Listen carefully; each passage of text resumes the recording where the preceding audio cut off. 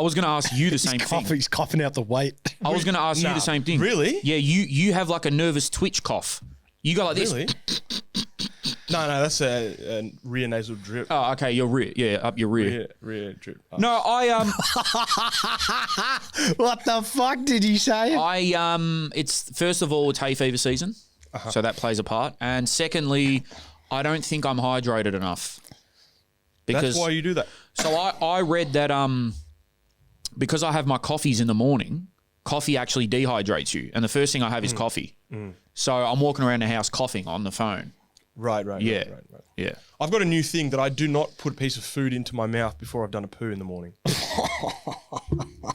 is that? This shit needs to be saved for whatever. Why is that? Like, can we do the intro and just fucking come back to part of the whatever? pod. This is in? Yeah, this is in. Holy shit, bro. What the fuck is wrong with you? Do you remember when Jake was sitting on the stream and someone commented saying, "What's with the sniffing?" Do you remember that? Oh, yeah. You're like, Yeah. No, it got commented on the reel. No, they say it was the real. They say it about me and Jake because I do this in the pod, and they go, "You boys are like definitely." No, I have severe breathing issues. Yeah, I have severe breathing issues, but which is a miracle how I even played football. But it was because I ordered those chili dumplings. Yeah, I had about 8 chili dumplings, and then 5 minutes later, Aziz scored in the clip. Yeah, and your mic was turned way up. Bro, and I could not see, man. I was like, bro, this is the hottest thing I've ever ate. I thought you were good with that shit. Yeah, but I mean, like, still, I'm a human. Yeah, you are a human. Like, I handled it. You are a human. Ladies and gentlemen, welcome to Suited and Booted, I guess. I'm your host, Jerogba. To my left. Lord Marsden. To my right. Number 10. Gavin is on holidays. Enjoy Bali, but make us a vlog. What happened to him last time he was in Bali, bro? He got dengue fever, so true. I wouldn't have went back. Double dipping. Guy's got no fear, bro. Fever. He has no fear because if that was me, I wouldn't even go to that part of the world ever again. The chances of getting bit by, what was it? Is it mosquito? A mosquito. Yeah. Mosquito. And the weirdest part about his dengue fever was surely everyone gets hundreds of mosquito bites when they go to Bali. Yeah. I do anyway. Yeah. He didn't get one mosquito bite, but he got dengue fever. Yeah, because it How came does that in make his any eye. sense? He kept saying it came in his eye. Came in his eyes. Why does it feel like when he gets sick that he might die?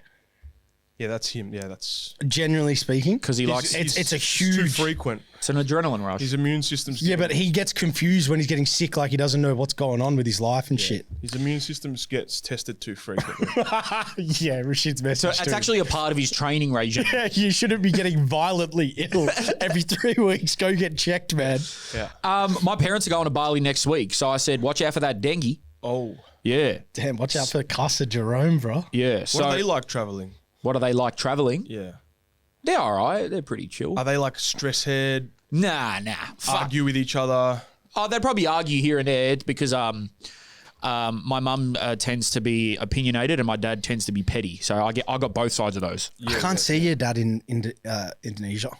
Oh, bro, he loves it. Yeah, I could. Okay, He's that in a makes tank sense. top. He thinks he's jacked. He'd be smoking like no yeah, tomorrow, man. smoking The darts. Bali cigarettes. Yeah, like he's he'll have his fake Louis Vuitton glasses or whatever he I can see him gets. doing that. He'll love it, bro. He'll go for a swim. He likes swimming.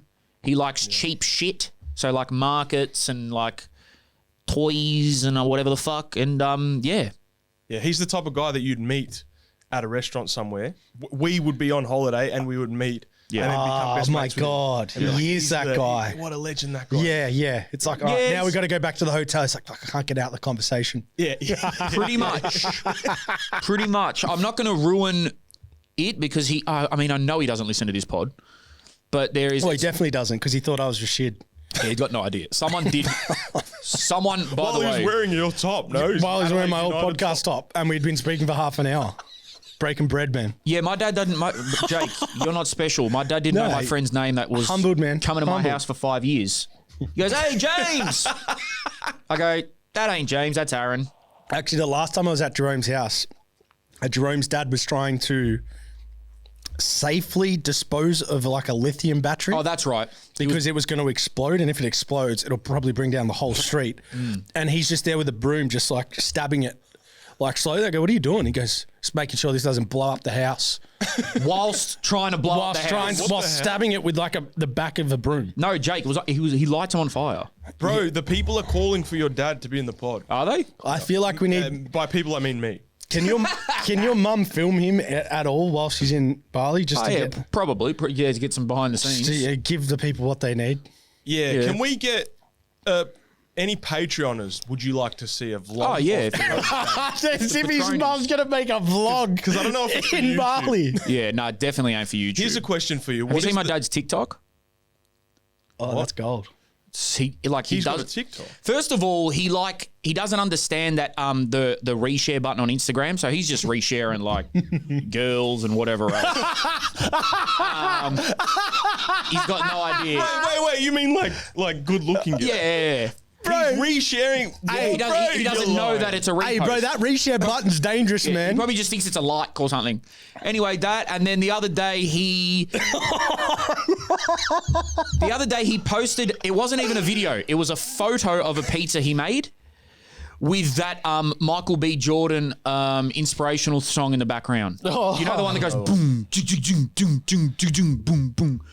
Nah, they're my favorite. Michael B. Jordan. That's my favorite. That's my favorite content creation. He would have just pressed like a trending song and be like, "Yeah, use that one." Oh, right. Yeah, and it was a photo of a pizza. And it was but he doesn't film himself ever. Nah, just photos, I think. Oh man, you got to convince him to start talking to camera. Yeah, but I also want to like again the other day at the gym. Yeah, I go to the gym. A guy comes up to me. He goes, "You where's the son?" I go, "Fuck." Yeah, true. I go, "Yeah." And he goes, "Oh, man, you know, put it this way. I'm not going to ruin it, but they're running a scheme. All the people in the gym are in on something with my dad. Like my brother, my cousin, like my mates. Like something illegal. No, not something illegal. A joke.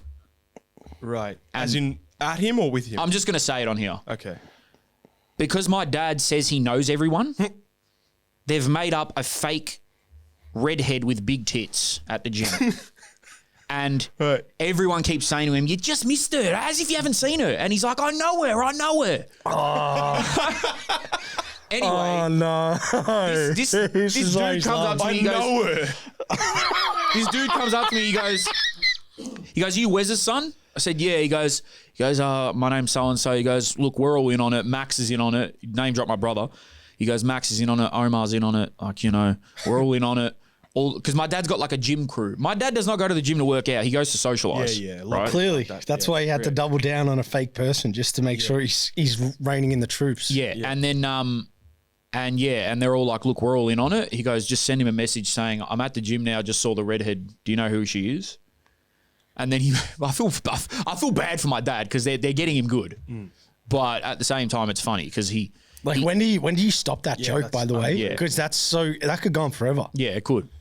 Yeah. Will he be offended if he finds out that everyone's doing a joke on him? Couldn't give a fuck, bro. My dad couldn't give a fuck. Yeah, thought so. Bro, how about my mum yesterday? Spoke to my mum and she unfollowed the Instagram, our Instagram. Oh, yeah, my bad. And she was just like basically reiterating the message that other people have said about us, that we swear too much, morally not upstanding enough, and the content isn't up to her standards. Sorry, that's my bad. Not standard, but that it's a bit too MA maybe. Not even MA. Honestly, that's my proudest achievement.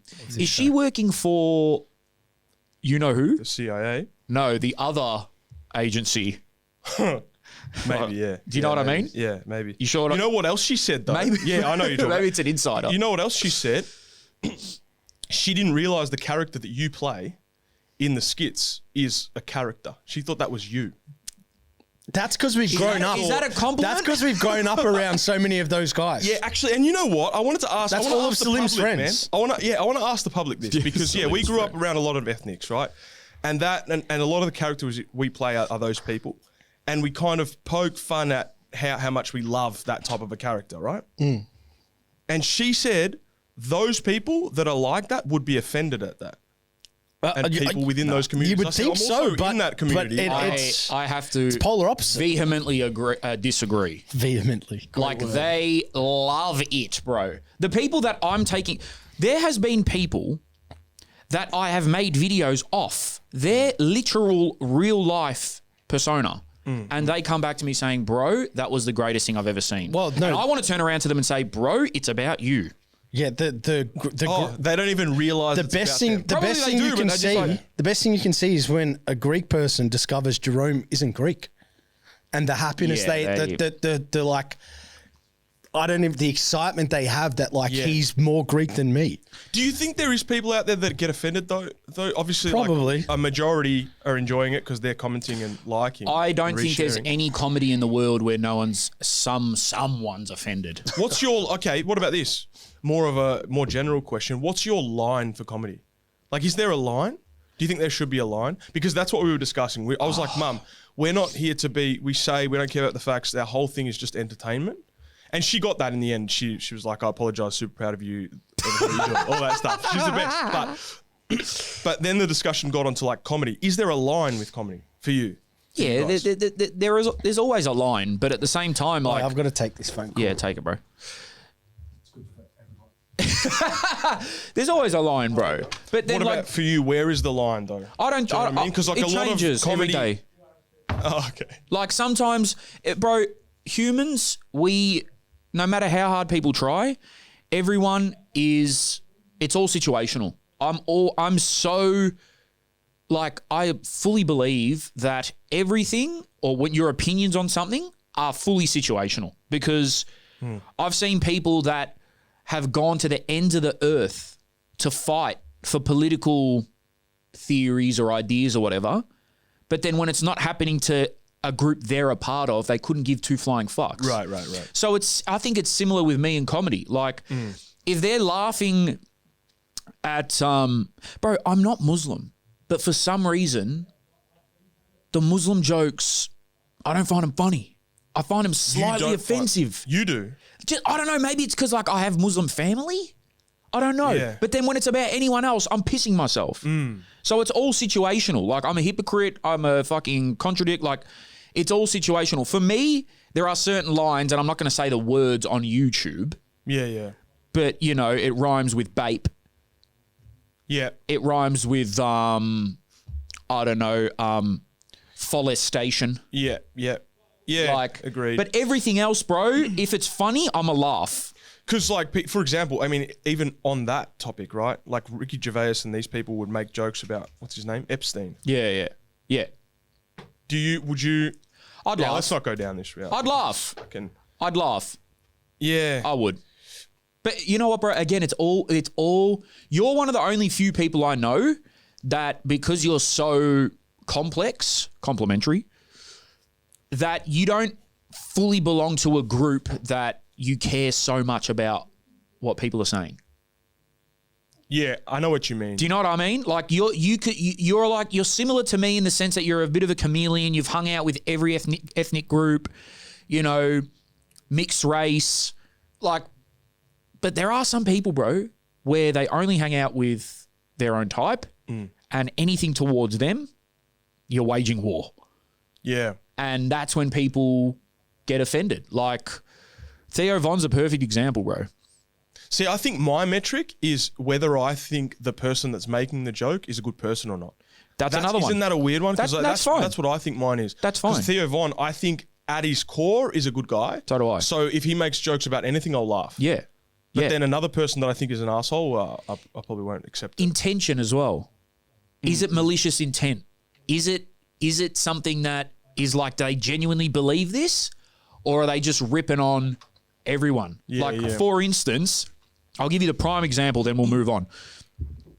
Theo Von makes a lot of jokes that the Republicans and the right wing love. Yeah. They love it. Bro, even when I went to his show here, there was no wogs or Arab. Like, I felt like a fish out of water, bro. Really? Everyone was just a pure Aussie or a Bogan. That's bro. so surprising to me. Is it? Bro, I thought everyone liked him. Nah. Bro, the majority of people at that Theo Von show in Melbourne were probably from country towns. I saw cunts in cowboy hats and shit. Oh, okay. Yeah, I mean, I guess it makes sense based on his background. Yeah, but for instance, the second he goes against them or that train of thought or whatever, you're a fucking sellout. You're a this, you're blah. So it's like people are situational, bro. If they get personally offended, they're going to find it offensive. If it doesn't have to do with them or their family or whatever, couldn't give two fucks. Yeah. That's how people are with political shit as well. Yeah. Like, because I guarantee you, there's people that don't care about gay rights because no one in their family might be gay or whatever. I don't know. They don't care about it. But there could be something else that they fully care about. Yeah. And that's just how it is. And I think every situation is. Well, I thought about it like this, right? I was thinking about what is laughter, what is humor, and I feel like it's society's pressure valve. Pretty much. That's why I like it, and that's why I like entertainment style content as well. It's like, last week we were talking about Gavin's mental health situation. And how much is it that if you're feeling tension and anxiety about specific anything, and someone is able to nail a joke, and you don't do a fake laugh, but you're able to have like a genuine laugh, it actually does something to your physiology to release all that tension. And then you're back. Also maybe crying, similar thing. Right. But 100%. a genuine laugh Yeah. is like our own way of getting rid of that tension. There's one person in my life that can almost make me laugh on demand, and that's my brother. And it's a release of like I could be in the most serious pissed off mood, and if he says something, I'll just start smirking, and it is a bit of a release of like. Yeah. But that I've always gone with that as well. Comedy is good if it makes you laugh. Let me explain that. Yeah. What a line. Let me explain that. Yeah. The purpose of it is that. Hold on. I'm interested to see where he's going with. But not all comedians make you laugh. First of all, it could be the most offensive shit ever. Yeah. But if I end up naturally, organically laughing at it, then it's funny. Yeah. But this is the beauty of it, right? Because, for example, let's say you have a tragic incident happen in your life. And let's say it's me. Yep. My closest What a guy. person to me passes away, right? Let's- And then we go to the funeral, and it's like the tension's building in my family, people around me, within me, tension's building. The next day, 3 days later, 4 days later, then you're with me, and you see an opportunity of like, all right, now it's probably far enough away from the incident that it's not too sensitive, but the tension is building and it's been maintaining for too long now. And then you hit a perfect Bro, I've joke. laughed at funerals. Well, have you seen? And then all of that's just gone. Have you seen the funeral bit that's like flying around at the moment? That's like when the guy's carrying the casket. Oh no, I'm talking about Undertaker. No, I'm like talking six about people. what's Like our six guy people are called, carrying. Aldo. Eldo. 6 people are carrying the casket out of the church, so it's like a real sad, serious moment, and someone's filming it. And the guy who's filming it must be a friend of the guy, one of the guys carrying it. And as he gets past him, he just takes his hands off the casket and just does this, meaning as if like what he's doing is not actually like upholding the casket. yeah. The other guys are holding it. That's brilliant. And everyone starts laughing. Right. Bro, I've Even the laughed- guy's carrying the casket. Yeah. Because he's like, Yeah. and just walks normally and then puts his hands back on. And I'm like, fuck, that hit. Bro, the last funeral I went to, I laughed a fair bit. Yeah, that's. Am I allowed to say that? Yeah. Well, of course you can. Because Do you want me to tell you why? yeah. Okay. Well, it depends why you were laughing. Okay. So, had nothing to do with the person that passed away, obviously. But it was certain characters that I laugh at in general that were at the funeral doing their usual shit. Right. And I'm just like, I'm sitting there and like the priest is going on, and I'm just like, and I'm looking at these certain characters. Yeah. Right? One who I always joke about, he was there. Yeah. Then at the wake, I'm not religious. I don't know these things. Yeah. It was a Greek Orthodox funeral. We go to the Springvale Cemetery. There's this beautiful spread of food on the table. And I'm like, fuck me, no one's eating it. I'm like, no one's fucking, like, it's just sitting there. Oh, okay. I go, Yeah, I I gotcha. pick up a plate. Oh shit. I turn to my mate Shane and I go, I'm going to have to kick off proceedings here. Yeah. I go to take something, and out of nowhere, my mate goes, what are you doing? I go, what? He goes, the priest hasn't blessed the food. Oh shit. And I'm like, oh, okay. Right. And then it was just like this funny, awkward moment. And it was his grandma that passed away. Yeah. And we sort of had a bit of a laugh about it. And, you know, typical me, I was like, what? Why? Yeah. Like, I'm hungry. Yeah. But that's what happened. And then we were laughing about that. It's like, oh, fucking Jerome couldn't wait. This reminds me of another thing that I want people to piss themselves at my funeral. Yeah, me too. The other day, I got a message from none other than Max saying that Jerome, when they were traveling through, I believe, Spain. What the fuck? Max, my brother. Yep. Got in trouble, got yelled at by a priest, I believe, for charging his phone at a church. Bro, yes! I forgot about that. Why is there a PowerPoint then? Yeah. To plug in their candles. To plug in the digital Bible. Surely it can be to plug in any other electrical appliance that they need, not Jerome walking through. Why did he message you that, number one? Yeah. I don't know. I'm not saying there's anything wrong with Jerome doing that. Was he using the main PowerPoint that's got the like... It's just funny that he got yelled at for it. Dominic, I'll explain that story quickly. I was in Granada at Alhambra. And there's Alhambra? Yeah, literally. That's where the name comes from. Alhambra. Oh, wow. Yeah, it's an Arab to Spanish. That's what we were speaking about a couple of weeks ago. Yep. And... there was a church there, whatever, and nothing's really going on. Like, there's people inside sort of looking at shit, and you're at a place, Alhambra, and there's no real places to charge your phone, or you're there for the whole day. So I was like, oh, I don't see a problem. I'll put it on silent. I'll put it in the back corner. He lost it at me. What did he say? I was in Spanish or some shit. He's like, puta madre. I was like, bro, chill, we're in a church. No, he did not say puta madre. He didn't. Whatever the fuck he said. Tacos, whatever. Tacos is crazy. And then I was like, yeah, why? Okay, then. Why is there a PowerPoint there? And me getting back to my hotel is more important. That would have ruined your day. That you would have been pissed me off pissed hard. off for the rest of the day. Pissed me One off more hard. thing on the comedy thing. We were talking about this as well. Have you noticed that when you show a woman something that you think is funny, it often doesn't hit? And it's not. It can't just be relatability, because often like my brother was talking about, he shows his girlfriend all the time videos of like construction workers falling off tools and shit like that. And he finds it hilarious. And every single time she's like, I don't get it. Yeah, I can see that. And that happens with being me and my missus as well. Bro, like I showed stuff and she's like, I feel like that content could miss with a lot of people that almost fell to his death. Chance just died off a ladder. Yeah. I don't know, man. I think I find that but one. in general, people falling over, do you find that funny? Yeah. Yeah, hilarious. Yeah. Yeah. Bro, I'm a cheap humor guy. Yeah, like me too. especially if they're like a shout out to all the bigger people. If they're bigger and they do something, it's hilarious. Yeah, those like fail compilations back in the day, man. Yeah. Like if my brother falls off the bed or like whatever, I'm laughing way harder than if a skinnier person does. Oh, really? Oh, bro, it's just funnier. Oh, I never thought about it like I'm that. not fat phobic at all. It's just funnier. Yeah. You can laugh, Jake. This is what I mean. Like you're allowed. You've lost weight, mate. But I actually don't know if I find it funnier when they're fat. Nah, bro. If Aldo 2 swag... That's because of what he looks like. Yeah, but what is his he? face, bro. Skinny, fat, and a fucked face. And it's also because I know about his content. Yeah. Anyone out there, if you're listening to this, watch Aldo, bro. He is the best content creator on any app. Me and Rash were watching a video of his the other day where he was DJing dubstep at a funeral. Yeah, and did you realise all the comments of people like, this is so disrespectful? They think he's being serious. Rest in fucking peace, Johnny.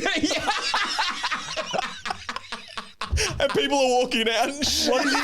Is he doing a skit? Yeah. It's like a skit that's meant to look like it's not a skit. That's how is it it real? He always films them like the camera's a little bit crooked, like someone's just pulled out their phone. He's so good, bro. But is it real? Like, is It's not real. You said it's all Who fake. knows? Cannot be real. Like that's Watch what all his content, you'll see what I mean. he doesn't park a DJ kit at a funeral that he's not welcome to. He's got his top off as well. He's got his top off as well. Jesus. Shout out Aldo 2 swag. Anyway, man, I fucking should have said this at the start. Patronies, thank you for your continued support. But if you are not a Patroni, head over to Patreon/Suited and Booted TV and come get some exclusive content on there. It's worth 2 coffees a month. That's how I put it. Yeah. And in this day and age, it's probably worth 1 3/4 coffees because I paid $9 for one on Friday. Yeah. And that may seem a small amount of money to you, but for us, with all the support that we're getting, it actually is surviving this whole podcast. So Literally. we appreciate those that are in, and If you feel so inclined, we love you if you're joining. Hey, we're doing Football Superstar again today. That we What are. episode? we got What some big episode? episodes coming What forward. episode? So they've just gone into the house. No, And they've gone through their first army challenge, right? With Corporal Robert. Corporal Roberts. We get him every time, don't we, Nick? We get him every time with Yeah, he Corporal. gets us as well too. Depends on where you are. Yeah, right. The bottom three went back with Corporal Roberts round the back. The bottom and three went with the bottom. They learnt a few lessons, mate. Yeah. But the fourth episode is now a bit of football. Okay. And so far, John Kazmin is probably man of the match. Yeah, because he Across. hates everyone there. Oh, yeah. Oh, Okay, he's just cool. giving shit to everyone. I also may drop some, in one of the following Patreons, I may drop some more manifesto segments. Manifestos. Yeah. What is the definition of that?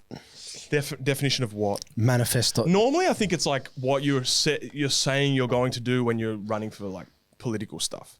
So A public declaration why are of- you doing that? Well, read out the actual definition. A public declaration of policy and aims, especially one issued before an election. Yeah. But okay, in reference to a football podcast, how does that? I'm using no for what's Football the- Australia to save Australian football. to fix Australian football. Right. But it's a bit of a piss take because normally when I hear the word manifesto, it's I laugh. around situations on the news when terror attacks. Yeah, last time I heard manifesto was World War II. Do the math. And Unabomber and these guys. Yeah. Jesus. Yeah. Right. But it's tongue in cheek the word, but it's just basically me fleshing out my ideas of things that need to improve in Australian football. Right. So Patronies, you get manifestos, you get Football Superstar episodes, you get vlogs, and they're about to ramp up heavy because of the Australian Championship and the start of the A-League. So get over on Patreon. You guys are literally keeping the pod alive with your monetary aid over there. Cunts. Beautiful cunts. Shout out to a new pledge hammer, Joe K. Yes, He brother. just joined the Patronies. Shout out. And this is not a like for like. I was going to do it whether he joined the Patronies or not. He just brought out a new magazine called Soccer. Soccer 25. Soccer 25. So go check that out. Okay, are you doing that by yourself? Yeah, he By must the be. way, how are you bringing? Is it a weekly or monthly? I think it's a month. I believe he doesn't sleep. God, that is a lot of work, bro. That is impressive. I feel like that's flown a little bit under the radar that a single person's just gone and put out a magazine. Yeah, one of the severe because cases of ballitis in one Australia. because Yeah, he got it. Is print media is that still a thing? And two, because 442 mags back in the day, bro, that used to be religion. Yeah. I never read anything, but I just cut out the Oh photo. man, Have we done the circular on that? Is the consumption of information going back to magazines? Is that happening in the world? I or would no? like to think that arena didn't die, but I'll tell you what's happening. well done, Joe K. Yep. Yeah, shout out Joe. I think what's happening is people are slowly going back to more hard copy versions of entertainment, whether that be vinyls, whether that be magazines, books. Vinyls definitely. Books. People love Slightly. buying books still. I know there's the audio book, digital book thing, but people still like the physicals. And you know what? They're almost not memorabilia, but they might just be like little relics of like, oh, I got the first copy. Yeah. Like I can, have it in my room. And People buying newspapers these days, like Old people. hard copy newspapers. Old people, bro. I reckon every time I go to the servo, like the stocks are low. Some people are just creatures of habit, bro. They wake up, they go to the newsagent or the servo or whatever, and they buy a paper. Yeah. Some people just like doing it that way. You know what, man, Joey, I'll support you, bro. I don't know when does it actually. We should buy a drop? copy to put in here. He said he was going to send us one, I think. And is Maybe it- we'll put one up. What is it, monthly or? I believe it might be monthly or Bro, weekly would be bi-monthly. crazy, man, on his own. Well, I was going to say, Nah, it's weekly. impossible. He wouldn't sleep. No, because by the time you get the copies out, it would be impossible. Yeah. We'll put one up in the background here. And it looked good. The graphics look like it's he you've killed done that well, shit. man. I've also got a little bit of a side piece here on magazine. Just reminded me off the top of my head. 442 release the top 100 Premier League players of all time. Uh-huh. You want to hear the top 10? I can name Quickly? them. You reckon? I reckon I could name it. Jake, do you want to see if we can name them together? All right, in no particular order. no but order. try It's to get the impossible to 10. do. In no order. Or you write down yours and you write down yours. No. Without hearing each other's. Nah, So you because get I the think most right. it'll be too hard. We'll Okay, miss a few. all right. I think Okay. just join. We'll go bang for bang. Pause. Yeah, bang for bang. All right. Pause. So Wait. Are we just going top before 10. you? He's got I the won't list. say anything. You just go. Oh, Thierry Henry. Yes. Is he number one? Yes. Yeah. Yeah. I'm going to go next. I'll go Cristiano Ronaldo. Yes, number 2. Wow. Controversial that, by the way, because this is Premier League. Yeah. Right? But yeah. Alan Shearer. He's in there. Okay. But he's not third. Sorry, because it's not in order. The first 2 were in order. That's impossible. That's subject to opinion. Wait, we're not doing in order. I know. Yeah. Okay, but he's in the 10. That was the reaction. He's in there. Yeah. Okay, so he's in the 10. Yeah. Okay, so Alan Shearer. We're 3 from 3. Let's go. Stevie G. No, bro. He never won one. That's crazy. But yeah, that's true. Yeah, that's crazy. Let's put some respect on his Gerrard's name, not. man. Okay. I'll back you to go again and get one. Oh, Mohamed Salah. Yep. Wayne Rooney. Yep. Gets a bit trickier. Yeah, because I feel like it's going to be very attacker midfielder heavy. I would like to lean here towards not necessarily the dominant Man City era. There's got to be someone. Oh, we'll go Kun Aguero. Nope. Yeah, I would have gone David Silva or KDB. You can't say or. I would dare say both. No. Okay, KDB. KDB, yep. I think David Silva's Man City's best player in their history. Longevity. So how many we got more? How many left we got? We've got 1, 2, 3, 4. Jerome. Okay, so Man U have 2 players that have won 13 Prem titles. So far, I think you've only got 1. No, you've got 3 wrong. You said Steven Gerrard, Aguero. I could bang. Two wrong so far. I think I could bang. Okay, go. Definitely 110% Ryan Giggs. Has to be. That is no. So whoever that's bullshit. That's a load rage bait list. That is now a complete fraudulent, and no one should ever take that seriously. 3 wrong. Ryan Giggs won 13 Premier League titles and played from 17 to 41 and fucked his brother's missus.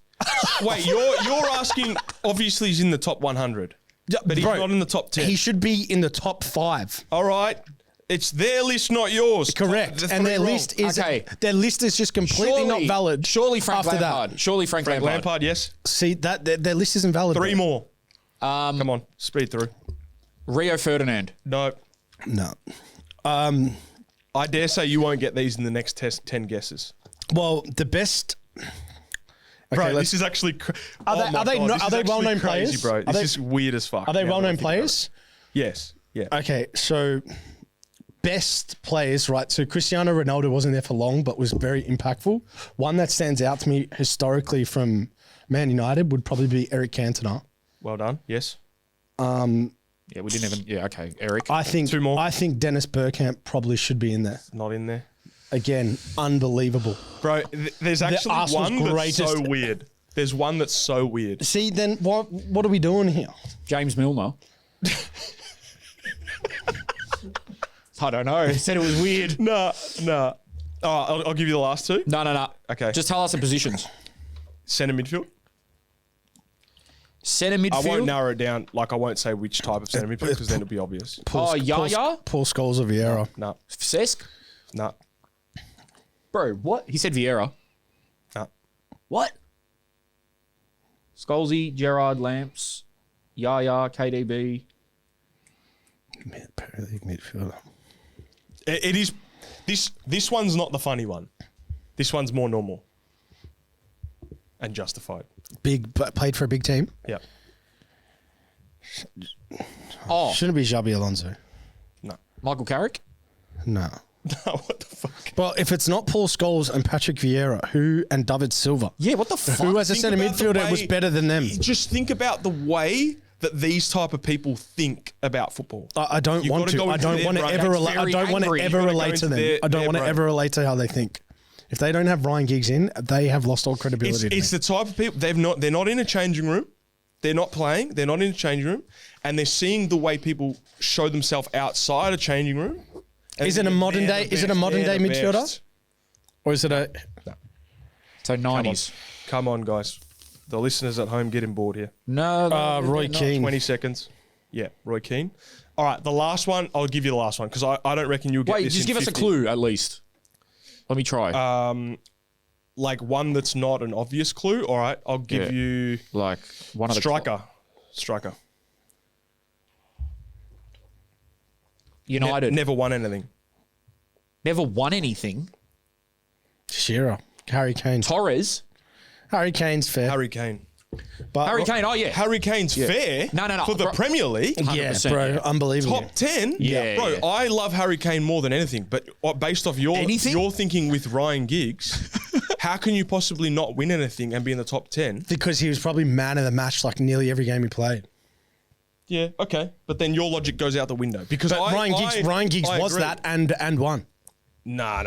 Well, so your logic doesn't make sense. But if you listen to anyone speak about Ryan Giggs and if you watched him in his prime, I mean, he played 4 positions across a 20-year career. 5 with the and brother. Never 6 or 7. Yeah, and by the way, with Jerome's innuendo, I have zero respect for him as a man, and I'm still telling you that on a football pitch, I'm not against that opinion. All I'm saying is you guys had the option, and not once did you mention Harry Kane, and then now you're saying, it makes sense.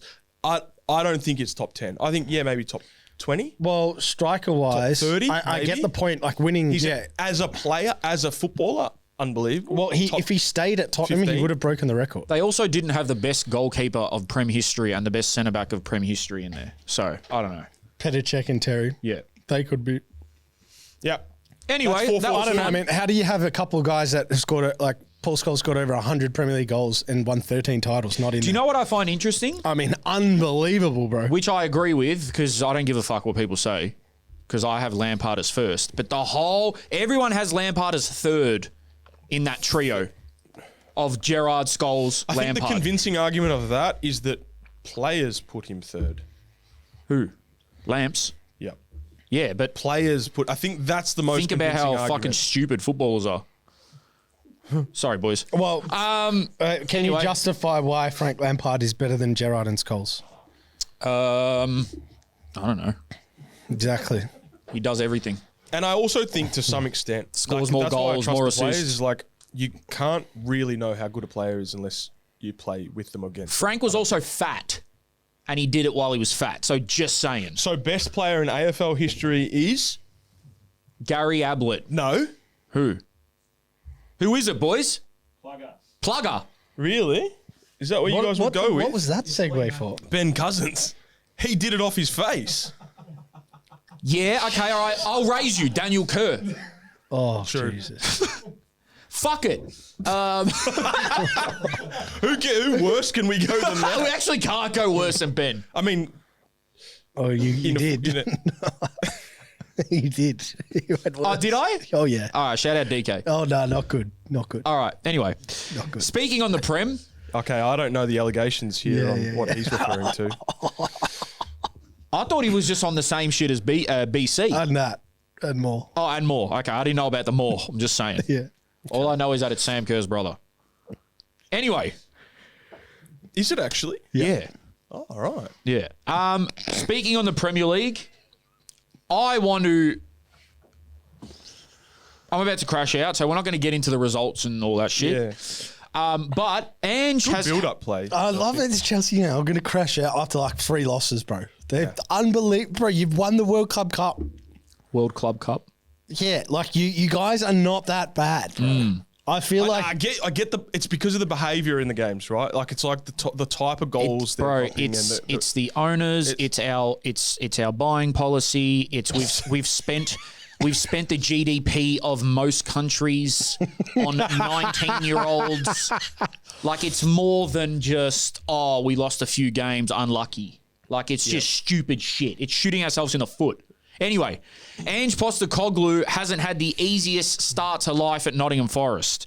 He's winless in 5 games. I believe it's 3 losses and 2 draws. I believe I said that I don't think he should go back to the Prem. I think I said that. You probably did. I did. No, you. I'm pretty sure you said to go to a low to mid-table team in the Prem. I may have said that. Yeah, yes. I'm fairly sure you said that. But not to go to like a top team was your. I think this job's a hard one to take. If I'm him, man, I'm going to. Again, it's all easier to say, but there was a few job opportunities in Germany and Spain and Italy. where I thought maybe you go there, try to get back to winning ways, I guess. But Nottingham's tough. First of all, the Nottingham fans were fuming that Nuno left. They didn't necessarily want him to go. So a new manager comes in on the fly. It's not good, yeah. And he's trying to implement one of the most radical styles of sort of tactics and stuff in the Prem. You try to introduce that on the fly. Yeah, in season, yeah. In season with a team of players that maybe aren't best suited to that. Like it's gonna be very tough, and it's not like amazing teams are knocking them off, man. It's Sunderland. I dare say it's a much harder job than Tottenham. Yeah, of course. Than when he came on at Tottenham. Tottenham's a way easier job. Got better players. I think Nottingham Forest's squad isn't as bad though. As the results it's good. I think it's very good, bro. They only lost a Langer. They've still got practically the same core of their team. They kept Morgan Gibbs-White. They have like 10 to 13 internationals in their starting 15. Do we know what the sentiment was of the players? I mean, obviously they're not going to publicly say it, but did they love the last coach? They did, yeah? I don't know about the players, but I'm pretty sure the fans were not happy. And then it hasn't helped them that Ange has come in and not got a win in 5, so they're probably fuming. Has it been 5 games already? Oh, including Cup. They did get they had a good result though away to Betis. Yes, but I don't know how. It's hard to say how good they are. Like losing to Swansea 2-0 in the Cup, like it's not a good look. That. So some of the issues have been struggling to close out games, leaking late goals. Very vulnerable at the back, but that's what happens when you're playing in an Ange team, like high lines and stuff. So I don't know what he's going to have to do. I'm sure they'll start picking up points. Wait and see. It's a wait and see situation, surely, especially with his radical changes that I'm sure he's trying to implement mid-season, new group, new personalities. It'll take him time. He might not get time there though. And the hard part for him is he hasn't got that new coach bounce where he's come in and they've just got lucky and won 2 or 3. Which is weird because that I could dare say what's happening to him is abnormal. Yeah. Even with like coaches that get sacked straight away, they get like a win or 2 in their first 2 games. Yeah. Just because of the stress release and the feeling of trying to impress your new coach and the We will see, eh? We will see. Yeah, I'm a big like. If they're fully fit, I mean, Murillo, who I think got injured recently, might have been at Ange's first game. He could go to a top 5 club. Morgan Gibbs-White could play at a top 5 club. They've got some real gems, man. Bit. But yeah, I'm just looking on Twitter now. The fans are not happy. Chanting. I mean, I'm looking at a poll here. Hey, did you know, most people should not probably know this, but did you know Nottingham Forest won 2 European Cups back to back? Yes, they were good. Very good. They got 2 stars above. I did hear that, yeah. The old I watched the Champions press League. conference. Under Brian Clough. Brian Clough, yeah. Yeah, I did know that. Yeah, because they asked him, do you see any similarities to you and Brian Clough? They were the and he best said there will team never in be the any or world something. for 2 years straight, Nottingham Forest. So Yeah, that's amazing. Yeah, like Twitter, everyone's got the same sentiment. What about firing Nuno because you don't like the guy doesn't excuse the fact that he has brought Forest results in European competition. I love Ange, but Forest fans should feel extremely frustrated and annoyed to see the results with little to no improvement. Because Nuno was... Bro, they led the Prem for like a good period last year. Yep. They were definitely top 4 for majority of the year, but like they led it. They were a tough team. It helps when Chris Wood's banging in goals. If he's not, then they're in trouble.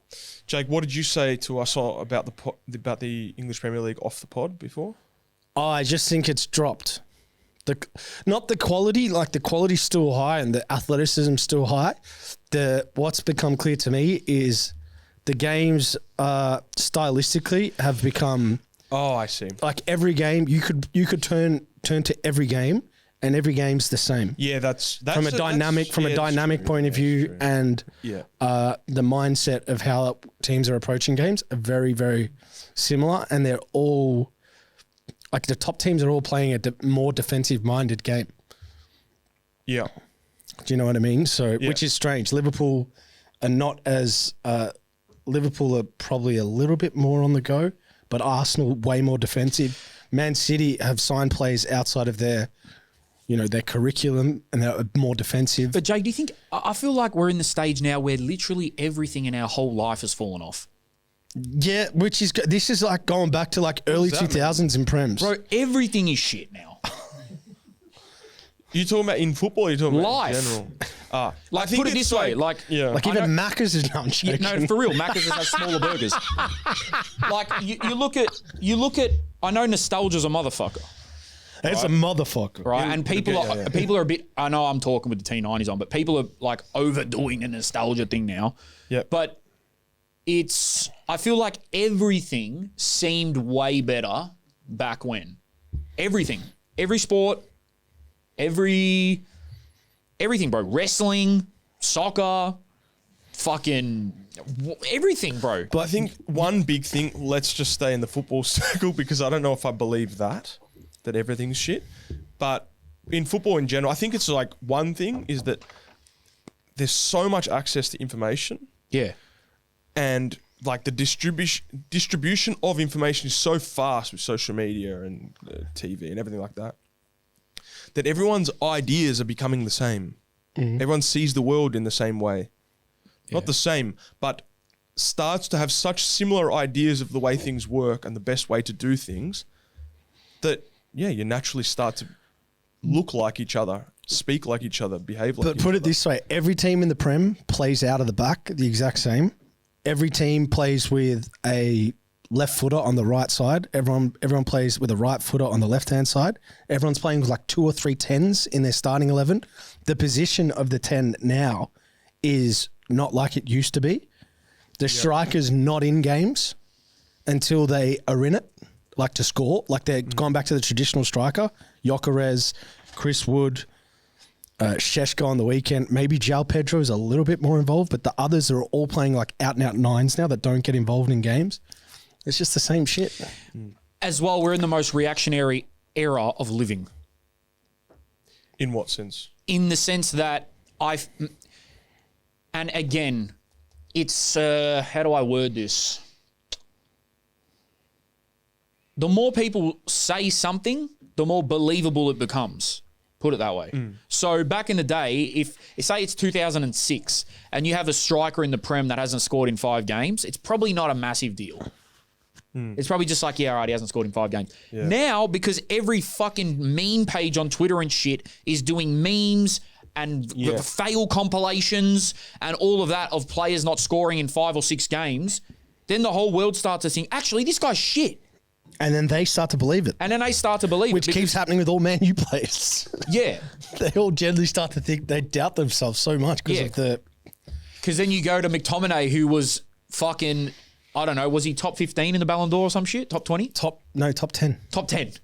So you look at stuff like that, it all plays into it of we're the most reactionary we've ever been. He got a vote to win the Ballon d'Or, by the way. Yeah, I'm sure he would have. He got someone on the panel. No one gave Rafinha votes, and he had 23 goals and like 30 assists in 60 games. McTominay got a vote to have won the Ballon d'Or by a voter. Yeah, again, going back to Rash's point as well, too much information. Nothing is fun with too much information. Let me expound. Yep. Searching for music was one of the best things I ever used to do. Exactly. Right? Yeah. But now everything's pre-made playlist. These are the songs that you've been playing the most. Play these. This is a radio mix for you. Everything is done for you.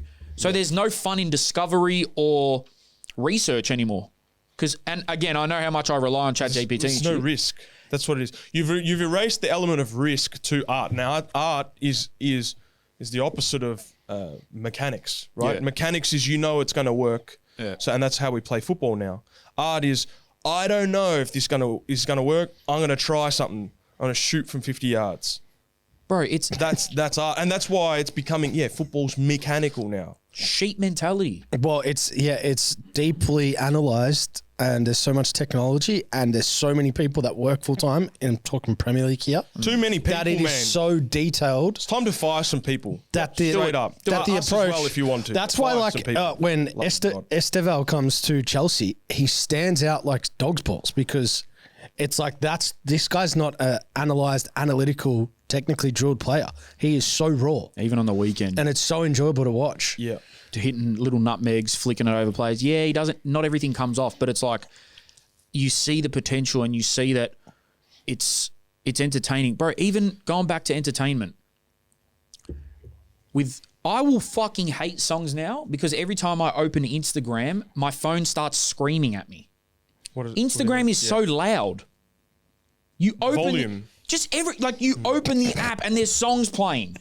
Yeah, I didn't ask for that. TikTok's worse than that, bro. TikTok's even worse than that. It's already on a video. Yeah. You get to TikTok. It's already on now it's actually on an ad. Yeah. Everyone when you first get on, it's on an ad, full volume. I think it's society needs to get off TikTok. People don't post photos anymore without music on them. Everything is loud.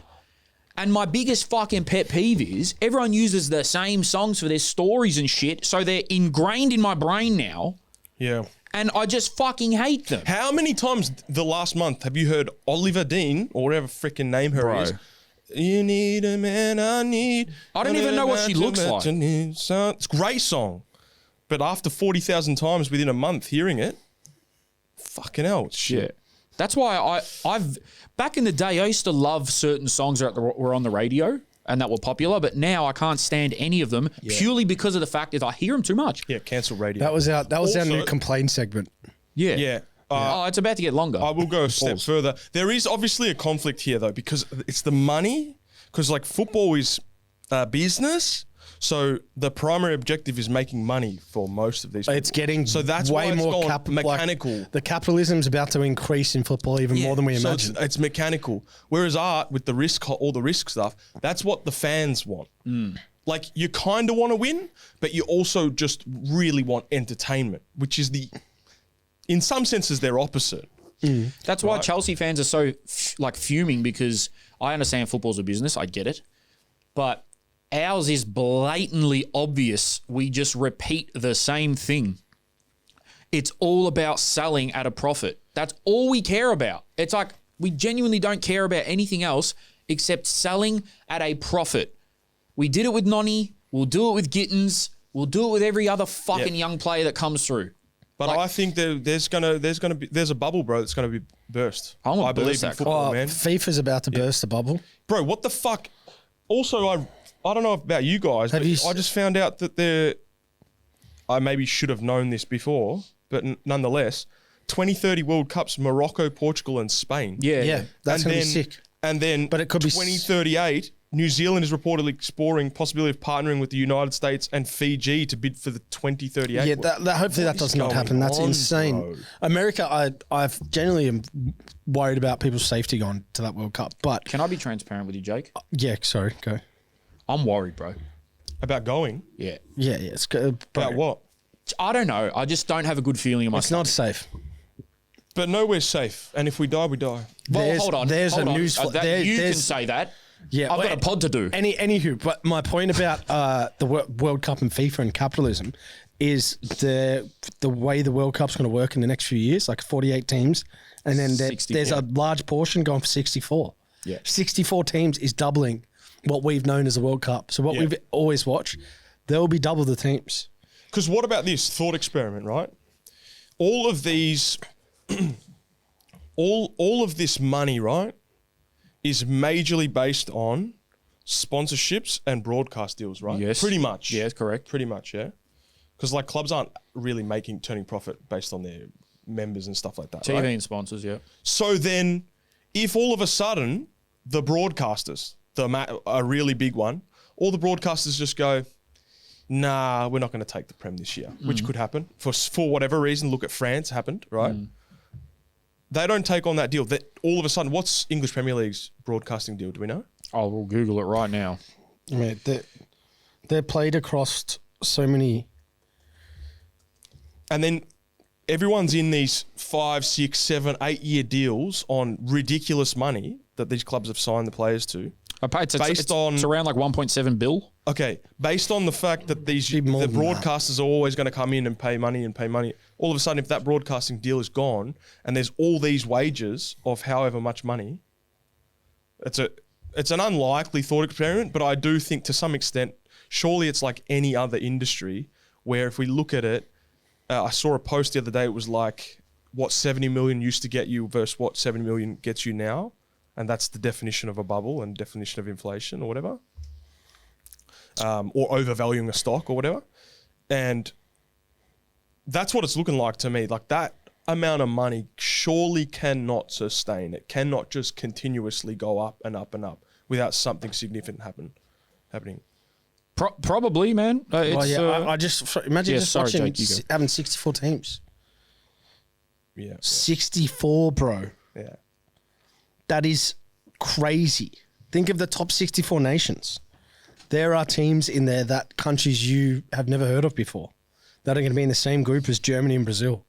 Yeah. I don't know what the solution is. So those games, someone's going to win 6-7-0. Or they're going to play the whole second team. Do you know what I mean? It's going to deteriorate the quality, deteriorate the importance, and it's going to also not as many people are going to go to a large portion of games, and the ticket prices for the bigger games and for the finals are going to be catastrophic for people to try and get to anymore. Speaking of that, Rash, can you try to either research or remember what the Mr. President has recently brought in, the new law about you can't be anti-American, you can't be anti this, anti that. He did it like a couple of days ago. It was like a new bill. I only saw the autism thing. Any hoomst. They're going to erase autism. Oh, they're going to get rid of it. Yeah. Yeah. Good luck with that one. So speaking on Jake's price point for the World Cup, I asked ChatGPT roughly how much would it cost for a person from Melbourne, Australia to travel to the World Cup. So obviously I had to put some scenarios in because you can go to the World Cup on the cheap, you can go super expensive. So what I did was scenario where you book late or closer to the event. It's a 2-week travel period and you're going to roughly 3 games. So that's what I've done. 2 weeks in America at the World Cup, roughly 3 games. And this is without domestic travel. So this is basing yourself in one city. So going for 2 weeks and 3 games is what's the point? Well, if you go to the World Cup, don't you go to start to finish? Nah, definitely not. Wow. Definitely not, bro. How are people going to afford that? But you'd go to watch a lot of the games in pubs and maybe be around live sites and maybe to a handful of group games, wouldn't you? Maybe. Say you're following one team and they get knocked out in the group stages and it's 2 weeks. So I did the math on that specific scenario, or ChatGPT did the math. So here we go. Flights, you're looking at $2.4 thousand. Accommodation, you're looking at $5.6 thousand. Match tickets, higher to mid-tier seats, you're looking at $1,200. Food and drink, you're looking at about $1,100. Local transport, $525. Travel insurance, $180. ESTA, or the admin, $61. And miscellaneous, merch and stuff like that, $500. So roughly, all up, you're looking at around 11,000 AUD. That is for a 2-week trip. If you book within a few months of the tournament and you don't travel domestically, you're in one city, you watch 3 games, you go for 2 weeks, that's what it'll cost, $11,000. Now, most people want to do more than that. Most people want to go to 5 games. Most people want to stay for 3 or 4 weeks. Most people want to go to different cities. They're not just going to stay in LA. They want to go to New York. They want to go to Vancouver. So it'll be much, much higher than that. There will be definitely people, I would say middle-class people, everyday people, that will have to spend nearly $15,000 to $20,000 just on themselves for this next World Cup. I think that is fucked. But, I mean, look, and this is ChatGPT. So I don't know how accurate it is or whatever, I actually did include a caveat of please remember price spikes. So they incorporated that into the hotels and the match tickets and all of that stuff, because I'm pretty sure an article came out saying that the tickets were going to start at $60. I'm going to be real with you. None of you cunts are getting tickets for $60 to a World Cup game. It is not fucking happening. It costs $60 to go to Melbourne City versus Hiroshima, by the way. Yeah. Not in Hiroshima as well. Yeah. So, probably not going to get at the World Cup. Yeah, you're not getting a ticket for $60 there. Now, bro, how much of the group games one's going to go for? They say the lowest are going for $60, but I don't believe that. Where maybe in the 64 team World Cup. Maybe Romania versus Fiji. That has got to be in the 100,000 seat up in the nosebleeds. Yeah, it has to be. It has to be. I tell you what, guys. The state league is looking more and more like the best league in the world. I've been saying this. I don't know how many times I have to say it. Why? It's pure football, bro. Just pure football chaos. Yeah, pura vida. It's rubbish, man. That's the football. No, it's not. Oh yeah, you've got a bad taste in your mouth, though. No, it is. It's bad football. But I don't think it's the furthest thing from football. It's not just about the football. It's about the whole.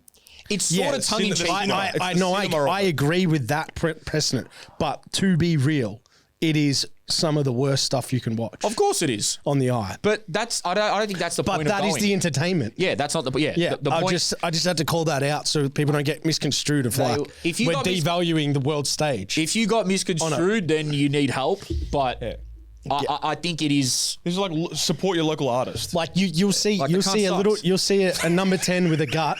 You'll see a number 10 with a gut. What did he say? Rash is like, support your local artist. I'm like, yeah, the cunt sucks, but go give him a stream. Yeah. You'll see a number 10 that's a little bit chubby that'll try and megs a few people. Yeah. Have a dig at the ref, shoot from 50 yards. Yeah. And maybe 2-foot someone. I have a genuine... And then put the opposition coach in a headlock. Yeah. I have a genuine worry of being knocked back. I know it's... You're I mean, it's a miracle if you get through. I don't think it should be a genuine concern. I think it will happen. Yeah, I've got no doubt in my mind that you're not coming with us. I told you, you're in Guadalajara, man. But this is or Vancouver. It's a part of my master plan. I would rather be in Mexico City for a World Cup. I don't mind being there either, to be honest. Like, I'm going to be real with Jake. Mexico City, the culture, the people, the everything. It would be insane. Yeah. I've been to America twice. I could see you meeting your wife over there, bro. 100%. My only girlfriend was a Latina. We could be running it back. I could be spinning the block. Yeah. It ain't far from Colombia. Florencia. Yeah. No, well, not Flor, but someone else. Maybe. Because she'll make me watch horror movies. You missed out last week. Gav said he broke up with a girl because she kept wanting to go watch horror movies. Bro. Fair point. Oh, no, sorry. It's Gavin's shit that I can't put in the street here, so I will not. I'll ask him before telling you. Yeah, okay. Yeah. I saw something about Trump signing I couldn't find it, bro. Some shit. Maybe it was some bullshit, but I saw a few people talking about he signed a thing about speaking out against America and how it's like a crime or something like that. I didn't see that. Being anti-America, anti-Trump, anti-establishment, anti-this, anti-that, like it's all a crime, basically. Yeah, so in summary, Jerome's not going to the World Cup. Yeah. You know what? Fuck it. Have you deleted all your tweets? I did delete a lot of them. Good. But I spoke to my friend who's like a super left-wing guy and he's like all across it. He goes, bro, just take a burner. Fuck him. I was like, yeah, I could do that. A burner what? Burn a phone. Oh. But, it's not about the phone. It's about your account. Your name is the same as your passport. No. But if I take a burner phone and they go, give me your phone, and none of the apps are on it. I don't think that's how it works, bro. They check your phone and shit at the border. Yeah, I know, but surely I heard that it's more intelligent than that. I heard it's like they're looking at the pages of the people that are coming into the country that have visas and shit like that. Well, I'll be devil's avo here. And I'll be honest, I don't fucking know anything about it. But neither do I. What I'm hearing. But I've heard shit like I've had a friend say that one of their family members got detained for 12 hours because they wanted to ask him a question. Well, that happens a lot with Australians. Like, really, the only way I'm going to be overtly pissed off is if I lose 20 grand. But if I get there and I get knocked back and I somehow travel insurance or whatever it may be, I don't know.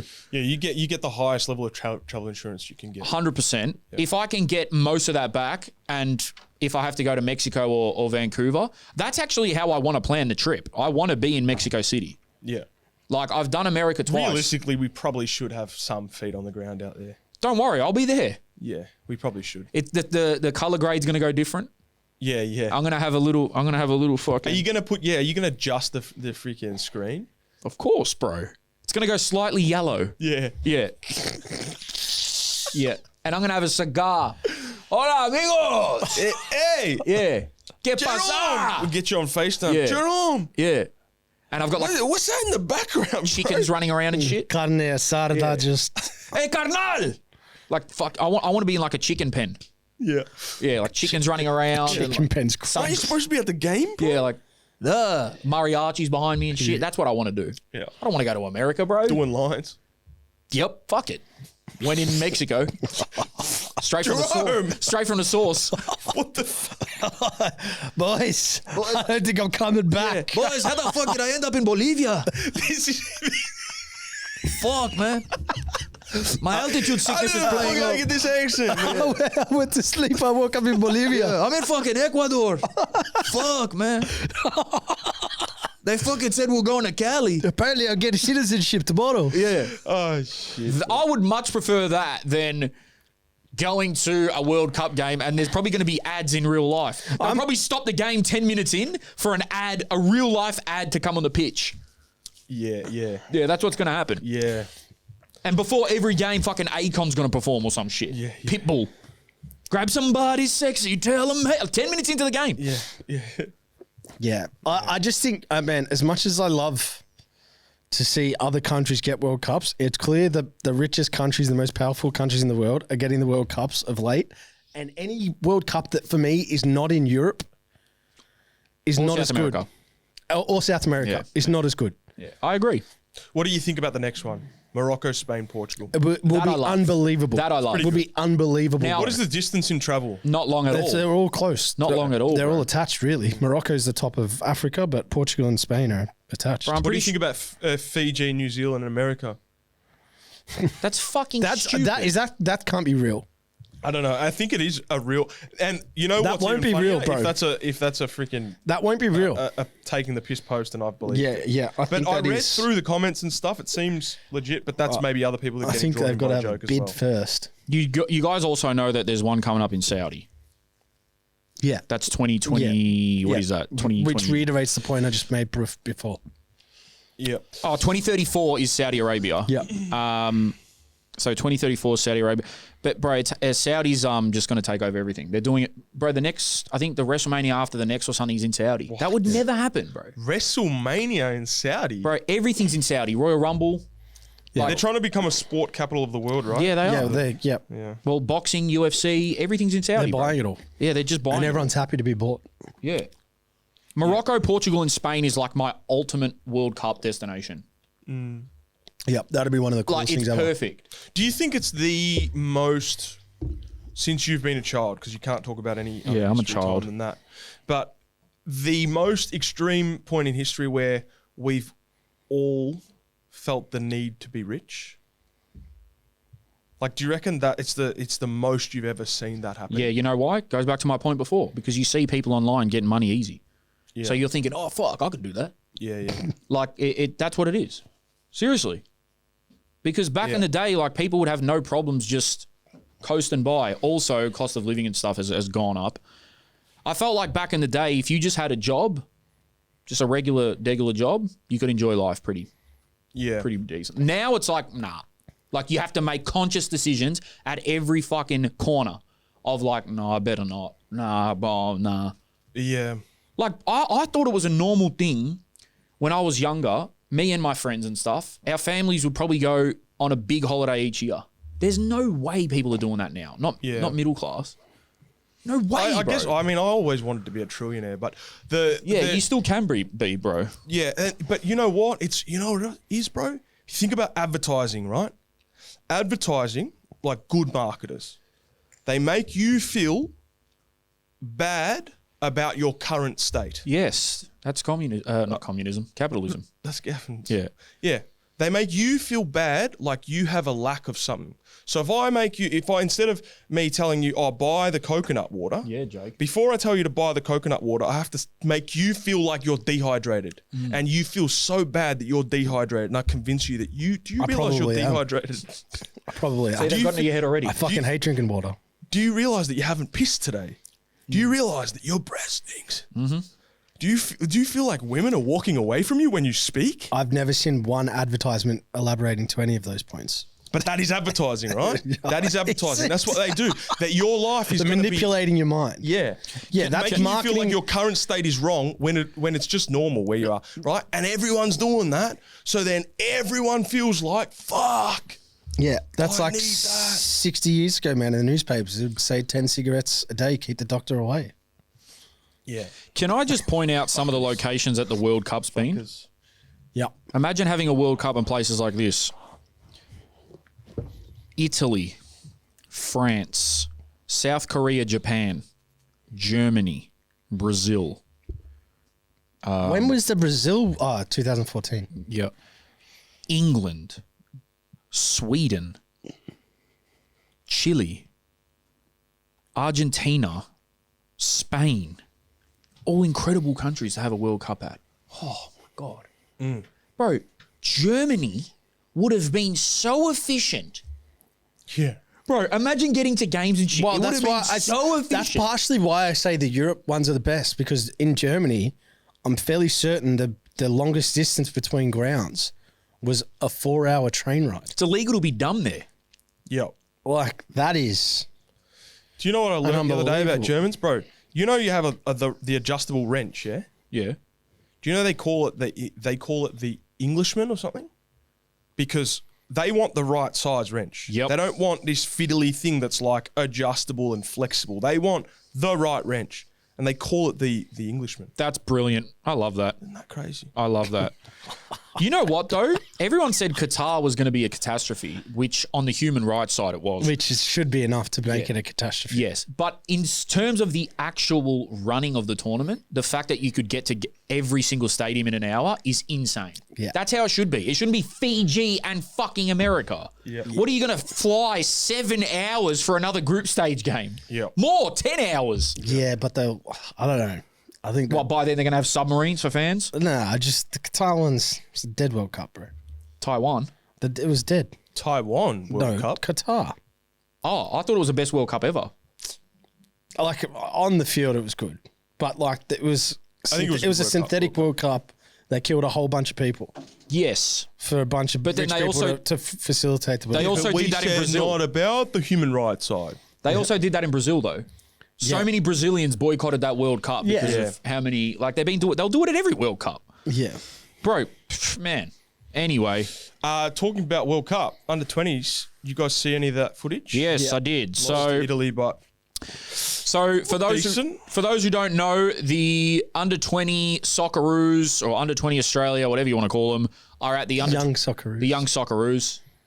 the under 20 Australia sounds better. Yeah, they're at the World Cup right now, and in their group we have Italy, Argentina, and Cuba. So tough group, and I think Cuba might be. I don't know anything about the under 20 football situation in Cuba, but I'm pretty sure that if they're at the World Cup, they'd be decent. So Cuba's there, Argentina and Italy. Obviously, you're going to have a lot of young talent. Side question: have you ever seen Cuba at a World Cup? Have you ever seen that? I didn't know remember that. ever seeing No, that's incredible. Just on that, right? A couple of things. So I actually spoke to Max Caputo the day before he left for the World Cup. 1938. Wow, So that was the second or third World Cup ever. Yeah. Wow. And he was telling me he's getting on the plane the next day, which was I thought was crazy, bro. He played an Asian Champions League game for Melbourne City the day before he flew to the World Cup. Which anything goes wrong there, you miss it. Yep. But anyway, he was like, it's in Chile. And when I went, it was in Colombia. And I was like, bro, that's still to this day is the greatest experience of my life. Like South American World Cups, it'll be insane. And I was thinking about their group, and it's not too dissimilar to the group that I had. And from my experience, at that level, when you play those big nations, and I haven't even looked at the team sheets, there is definitely 2 or 3, 4 players in Argentina and in Italy that are either have played Champions League, play for a massive team in Europe, or play week in, week out in one of the biggest leagues. Do you think, is that accurate right now? I wonder if it's different now because those players may not be allowed to go. But now. like that was back when I was there, Neymar wasn't allowed to go to the World Cup. Like it's Lamine Yamal. It's everyone else is probably going unless you're starting week in, week out for a team. But back then, like there was still anyone that was on the fringes. So a promising thing is that most of the teams from the A-League. Yeah. So you got people like most of the players. Yeah, most of the players. Badalado, Moussa Touré, Max Caputo, Luka Jovanovic, Reece Yuli. Most of the team is from the A-League. They narrowly lost to Italy, which decent result, 1-0. Pen.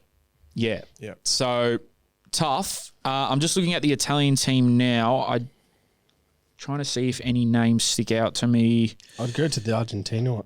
Yeah, and just while he's doing that, I didn't watch the full game, but I watched the highlights, and they in the highlights they look decent.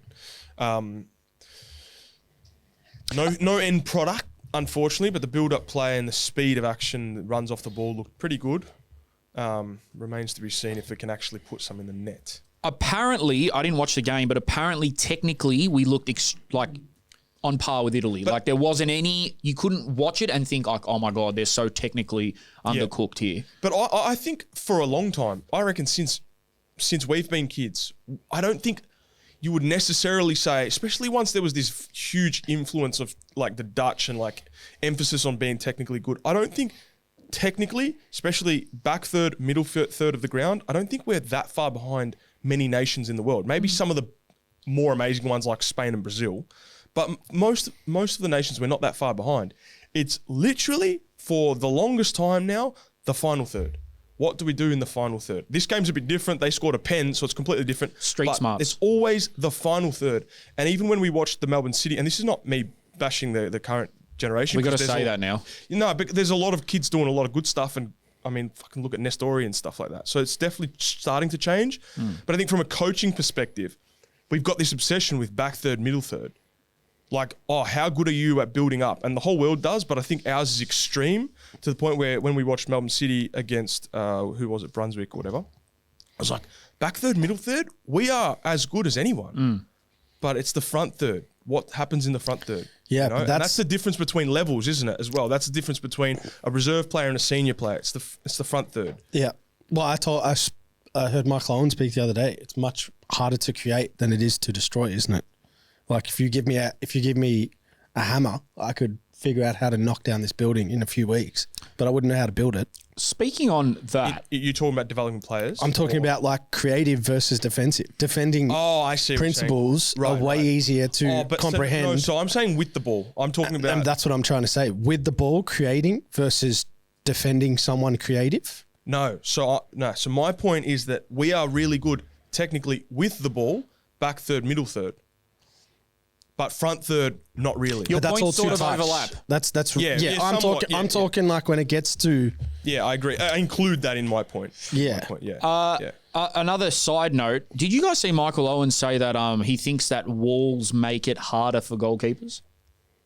From range, I think. From range, yeah, absolutely. Like that's an interesting view. The Szoboszlai goal is what sparked the conversation. I agree with him, bro. Yeah, it is. Because I didn't see the goal, bro. It was in between halfway in the box, and he had a 3-man wall, which made him stand to a certain side. Yes, and that if he had have stood in the middle, he probably would have got to the ball. Yep, but he couldn't because he set up a wall. Just back to the. But then just on that, bro. If the ball's just outside the box and you got Messi in front of it, that's different. No wall, different. That's different. This is from range, from distance. From distance. Because fuck Messi, you're finished. Yeah. But yeah, hopefully the boys get out of the group again. I reckon you can probably pick up a result against Cuba. I don't know much about it though. And then who they play next? Let's have a look. Under 20 World Cup, Australia. See, that second game's already a grand final, really, unless Italy and Argentina draw. Argentina beat Cuba, right? Yeah, they did. And Cuba maybe gets a result somewhere. We have Argentina next. On Wednesday. Yeah, it's tough. So that'll be telling. Welcome to the World Cup. Yeah, Italy, that'd be Argentina, great. first It'd be great to games. see. The 9 a.m. Australian Eastern Standard Time, so a decent time. And then Cuba's the last game, but surely got to get out of the. You know what this is as well? The Under-20 World Cup is a massive, massive shop window. Yeah, if you play well there in any team, and stand out, you probably get a move. Can I ask you a question? Peacock said that. Remember, You get moves, bro. Point. Yeah. Can I ask you a question, Jake? Under 20s, already the best players under 20 are in the national team, the senior national team. For Australia? For anyone. Are they? What, the best one? Yeah. The best players from each country. They're obviously going to be in like Esteval's not playing under 20 Brazil. He's playing with the senior. Yeah. So mentally, for those players, is that whole tournament just a point to prove? Because you already feel like, well, fuck. Like, if you look at, like, Nestor, he could play at the under-20s. Yeah, which, honestly... Like, how do you feel being played? Dare I say, 10, 15 years ago, around the time I was involved and before, he would have had to. Why? The Federation. Oh, so they would rule it like that. Yeah. Because I wanted to ask, because you But obviously, if I'm Watford... Yeah. What the fuck is he going there if he's playing for the Socceroos and us? Yeah. I think it's also case by case. Like, but how frequently is he playing his club? How much is he playing for the senior national team? Like Lamine Yamal. Well, I think my view of like he shouldn't play at it because going to play under 20s and then coming back and play men be a fucking nightmare. Yeah. Yeah, just like even Argentina, like I didn't see one player in that list that was like, bro, it's crazy when I played at it, like everyone was there that could have been there. Yeah, I think except for Neymar. That's my question to you. And Neymar's was like, it was still a controversy of him not being there. Yeah, it wasn't like it makes sense. World Cups, they would play the players that are whatever under 21 or under 23 that are eligible, but they would also bring players that are older, Raquelme and stuff like that, would play at an Olympics.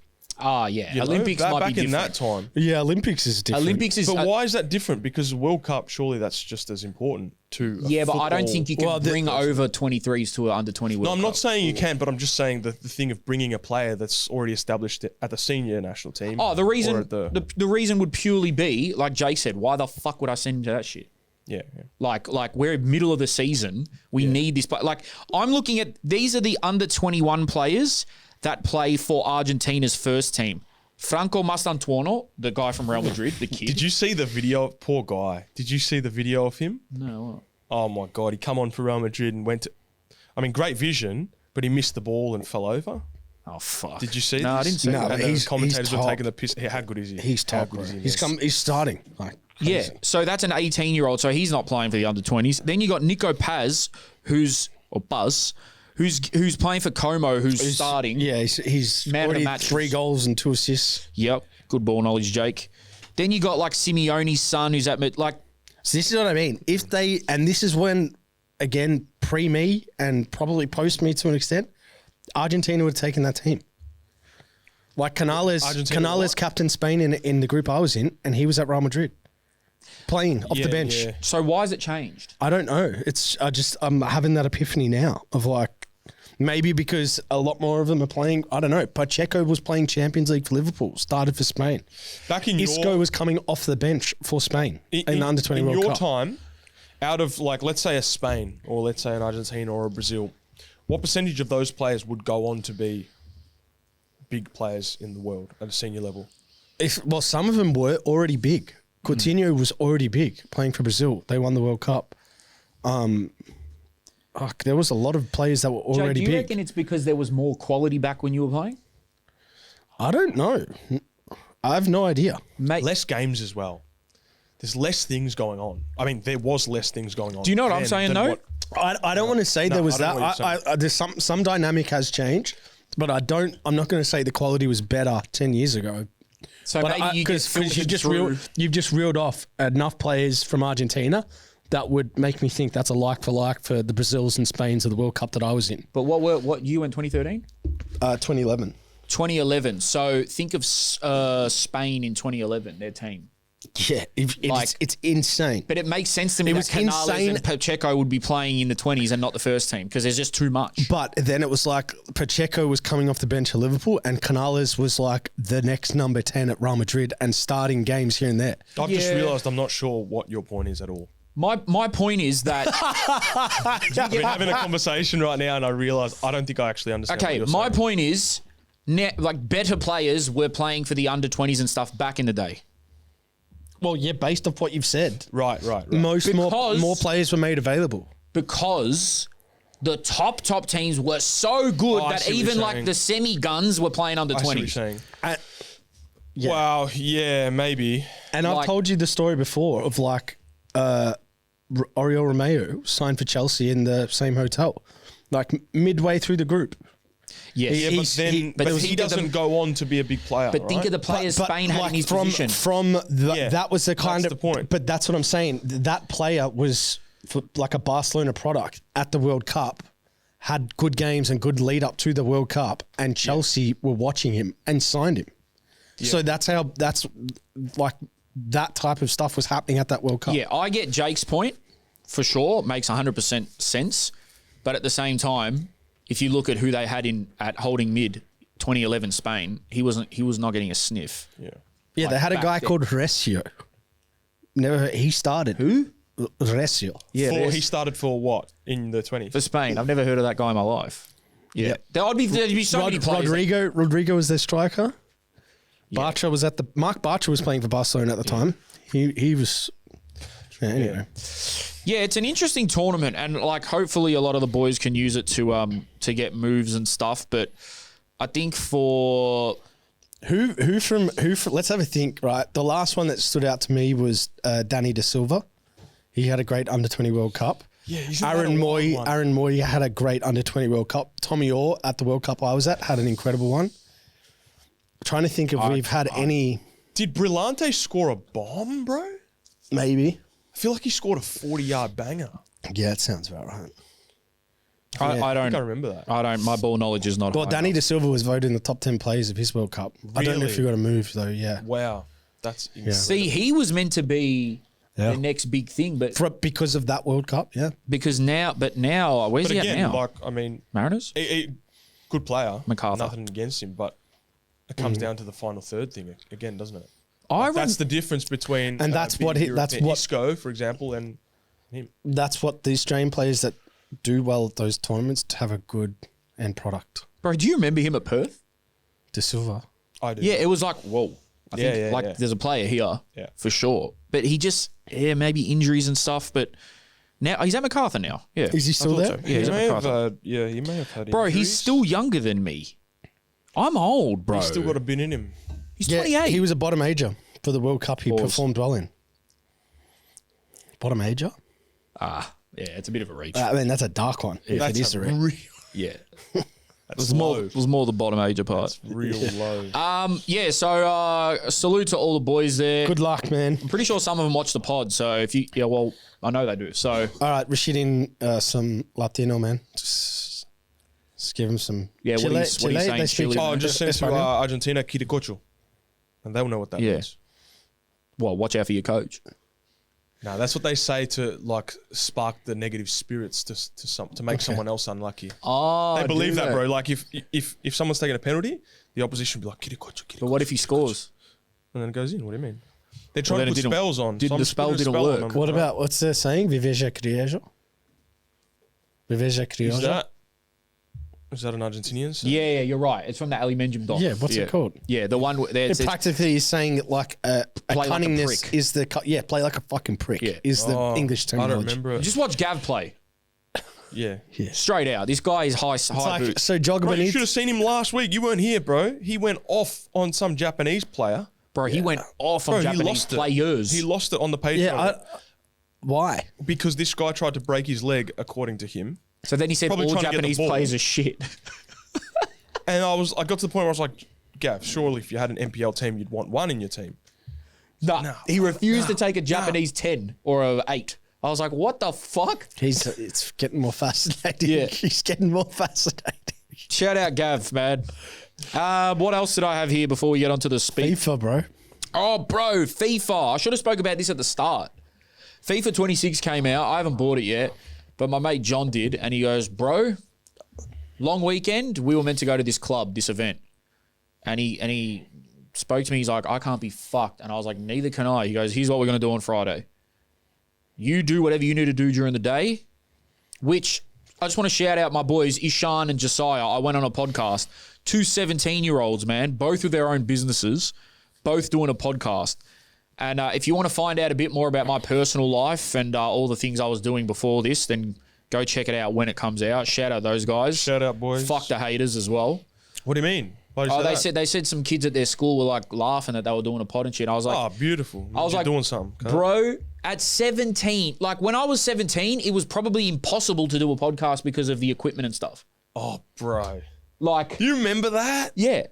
The old equipment for shit, like microphones and oh my God. Bro, who the fuck? And I said to these boys, I was like, boys, by the time you're 21, 22, you guys are going to be laughing. Yep. If you've started now, what the fuck? Or you'll fail. Yeah, or you'll fail, but that's all right. You started early, so you could start again. So shout out them. But on Friday I finished up there and John's like, you're coming to mine. We're doing a joint career mode on FIFA. Bro, the new FIFA is mad. I know a lot of people hated the old FIFA, like 25 and 24, but the new FIFA, there's this mode called realistic mode or some shit. And all the shit that you used to complain about, they've tried to eradicate. Like what? So if a player, racism. If a player is faster than another player, remember how many times you play FIFA and be like, oh, that's all right. Harry Maguire just caught up to Vinny Jr. Yeah, man. Yeah. That don't happen anymore. Okay. Yeah. So little things like that. And like the passing isn't as perfect always. It's harder to score jammy goals. Bro, what mental health condition do you think I have if I can't play FIFA? ADHD. You think that's what it is? Like, why? It's not, bro. It's why can't I see lack of allowance of funitis? Yeah, that because you get off on being informed and learning, and you can't really do that with FIFA. FIFA is literally about I'm going to be a slob and have fun. Did you ever like PlayStation? Nah. See, Nintendo, bro, we played and shit. The only thing that I remember enjoying was Grand Theft Auto? Call of Duty, bro. No, not Call of Duty. Counter-Strike? Counter-Strike, bro. Yeah. I used to go to the you had it in you had that in your computer. Yeah, I used Remember to your go computer to the thing? local Asian place, like full misty, so much like people smoking in there and shit. You walk in, you can't even see the computers. That's mad. Yeah, you get a can of Coke, you sit down with your mates, boom, Counter-Strike headset on. That's fuck you piece of shit. Yeah. Like, we used to play that at your old house, bro. And my mum used to be and your mum used to crack it. I want you to stop playing that game. Yeah, she'd walk into from the backyard and that door and the computer's there and just hope she didn't see you play GTA.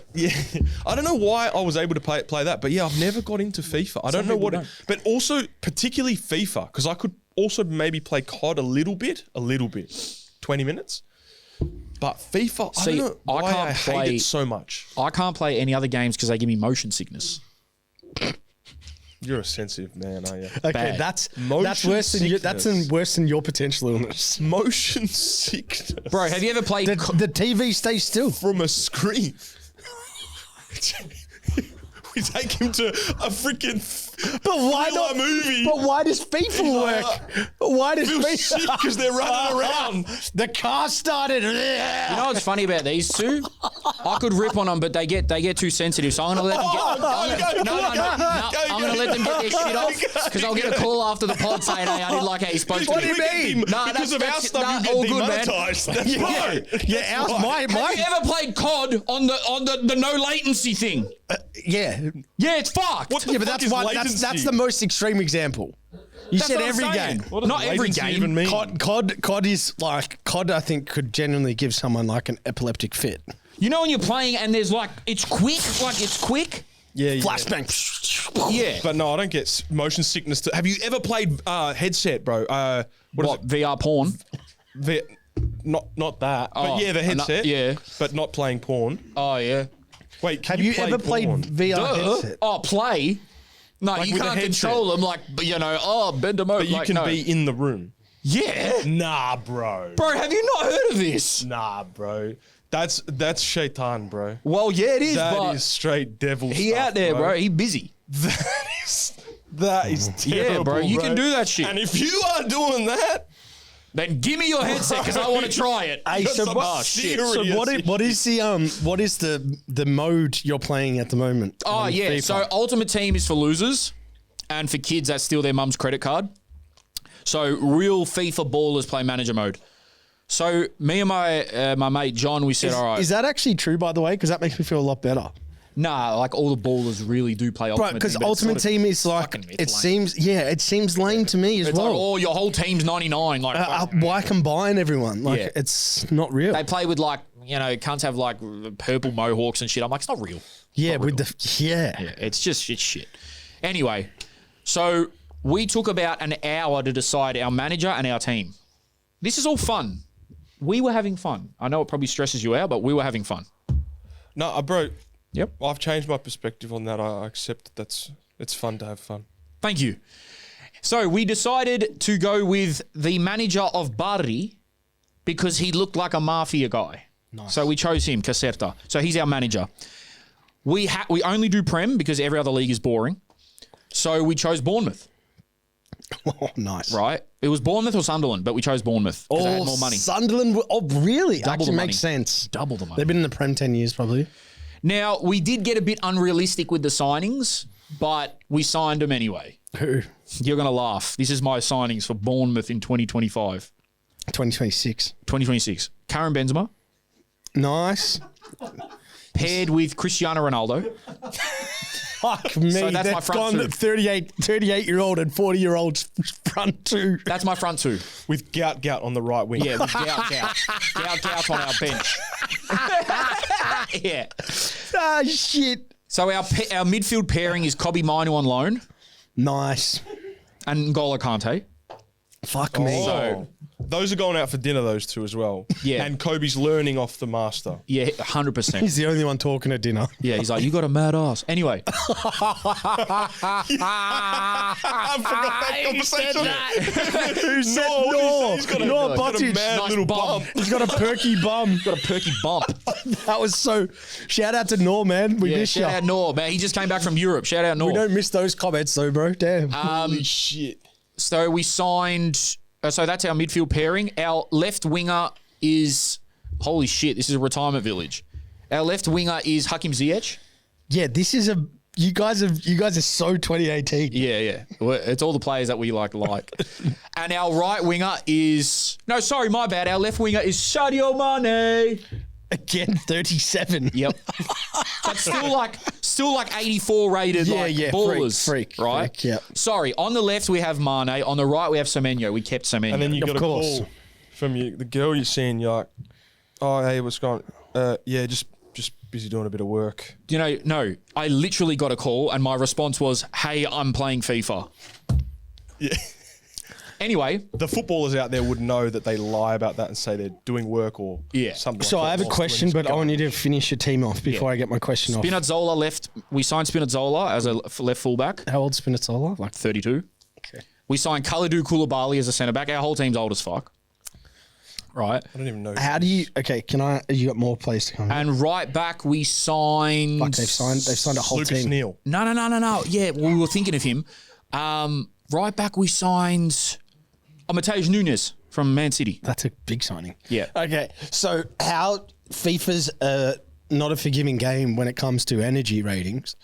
So how do you start Sadio Mane, Cristiano, Karim, N'Golo, Koulibaly, and Spinazzola 3 days after you've played a Good game? man management skills. Their ratings aren't that bad on the stamina side of things. Like Ronaldo's still 75 stamina. See, I don't even know what you're Out of talking 100. about. Out of 100. So you have a full bar of health going into a game, Yeah. and because you're sprinting and playing 90 minutes, the recovery, like your bar will go from here to here. Less energy. And you won't be able to sprint as much and run as much and do the things. Okay. So the back end of the game, your players are slower. But that carries over into the next game. So they have... Wow. So they're not sharp from the get-go. Can you do proper Especially recovery? when they're older. Bro, the the options on manager mode this year are fucked. Yeah, can you do recovery sessions and shit? I'm going to go home and play this. Probably, Jake, the settings you can do, bro. I'm going home to play it. There's a new setting where it's like unforeseen circumstances where during the season it'll give you random shit like this player's sick. Yeah, I saw that. Someone put up my player's homesick. Yeah. Someone's losing on TikTok. It's like, what the fuck is this guy? He's on $100,000 a week. Yeah. Why the fuck is he homesick? You're 1 hour flight from fucking Paris. Yeah, that's right. Yeah. You fucking soft cock. Oh, God. So the options, we went basic. I'm like, let's just go basic. But everything people have complained about, they're fixed.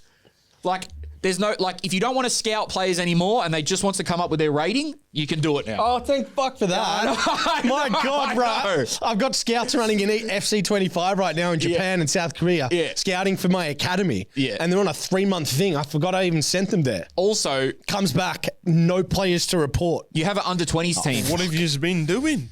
What were you doing? Who was the Katsukuri? Yeah, you correct. cheeky bastard. On the fucking club card.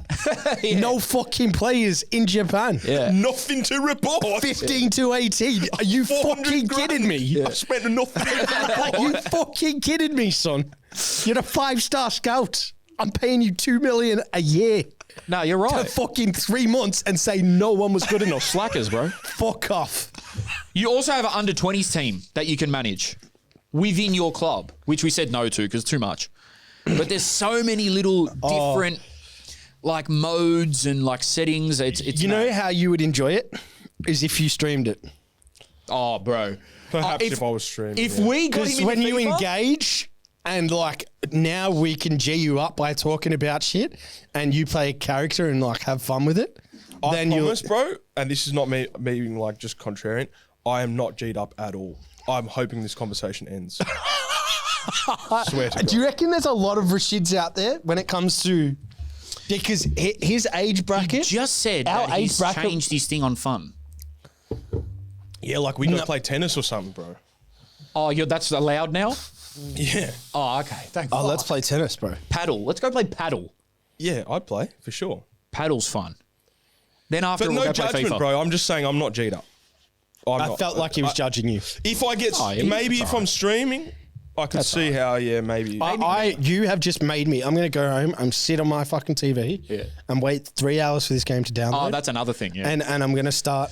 And I'm going Man United. Yeah, do it. And I'm gutting the club. Yeah, gut him, bro. Who you keeping? Cobby, Lenny. Cobby, Lenny, that's about it, eh? Can you sack your scouts? Cunha and Mbemo. You can sack the scouts, can you? Yeah, I would sack the owner if I could. yeah, you can fucking suck yourself. Yeah. Sack tap yourself. Yeah, if you want. Self-sabotage. No, anyway. Yeah, so that's FIFA. So the game's good, man. Yeah, EA didn't send us a copy, which, cool. Well, unpopular opinion with EA not sending us one. I generally have always, and genuine as fuck, this could come back to bite me, but I've generally always thought Pro Evolution Soccer was better. Oh, no way.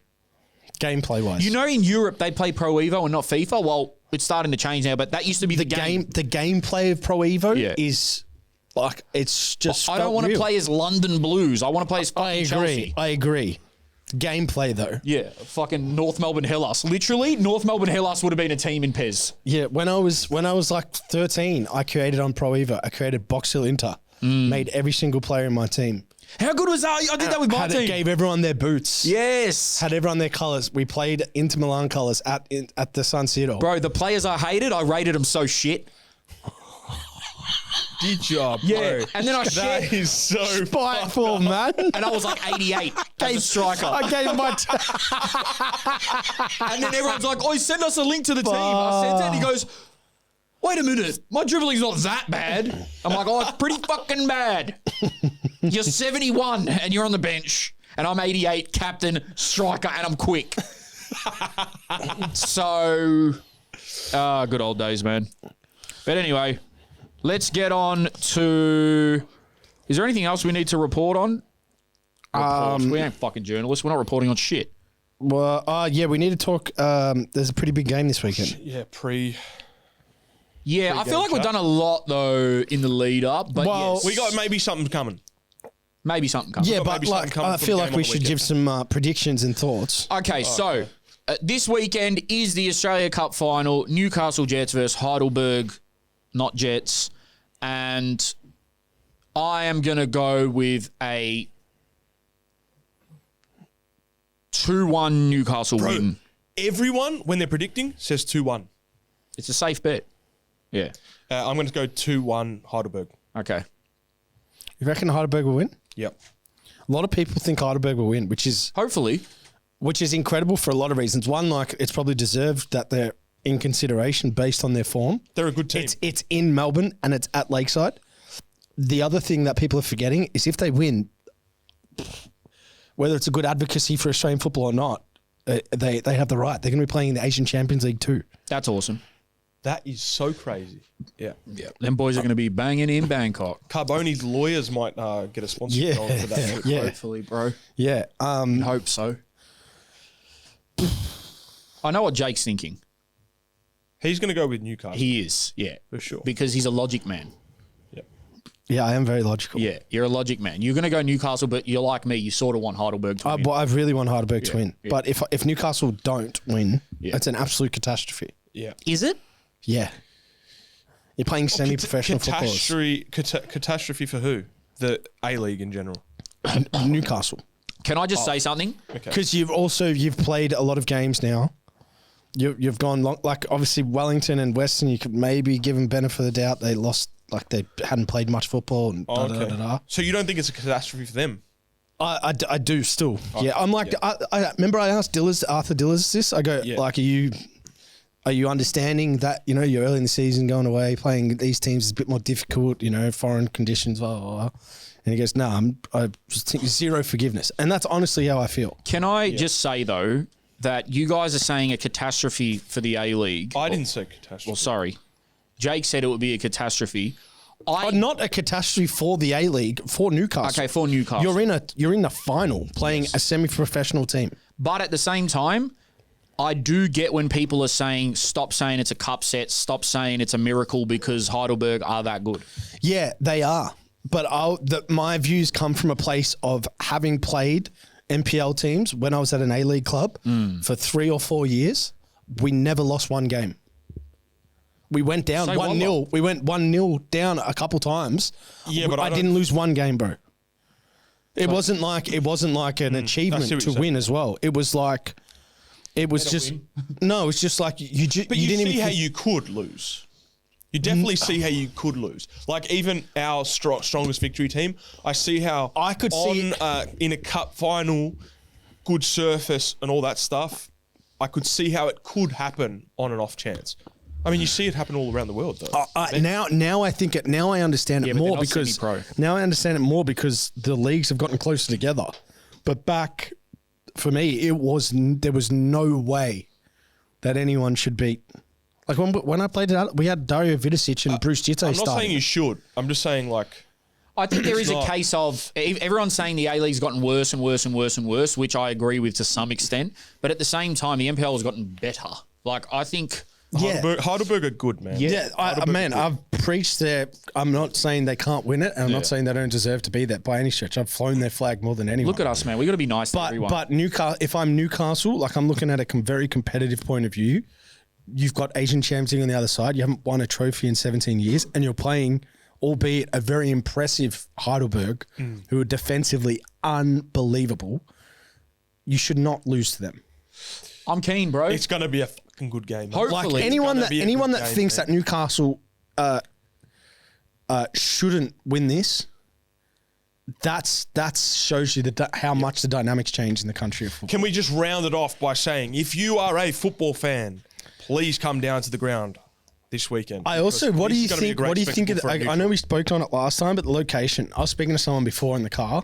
Newcastle tried really, really hard to get the game in Newcastle, based on the fact, like obviously a home game, but it's like we'll get 10,000 fans, and Heidelberg will probably travel.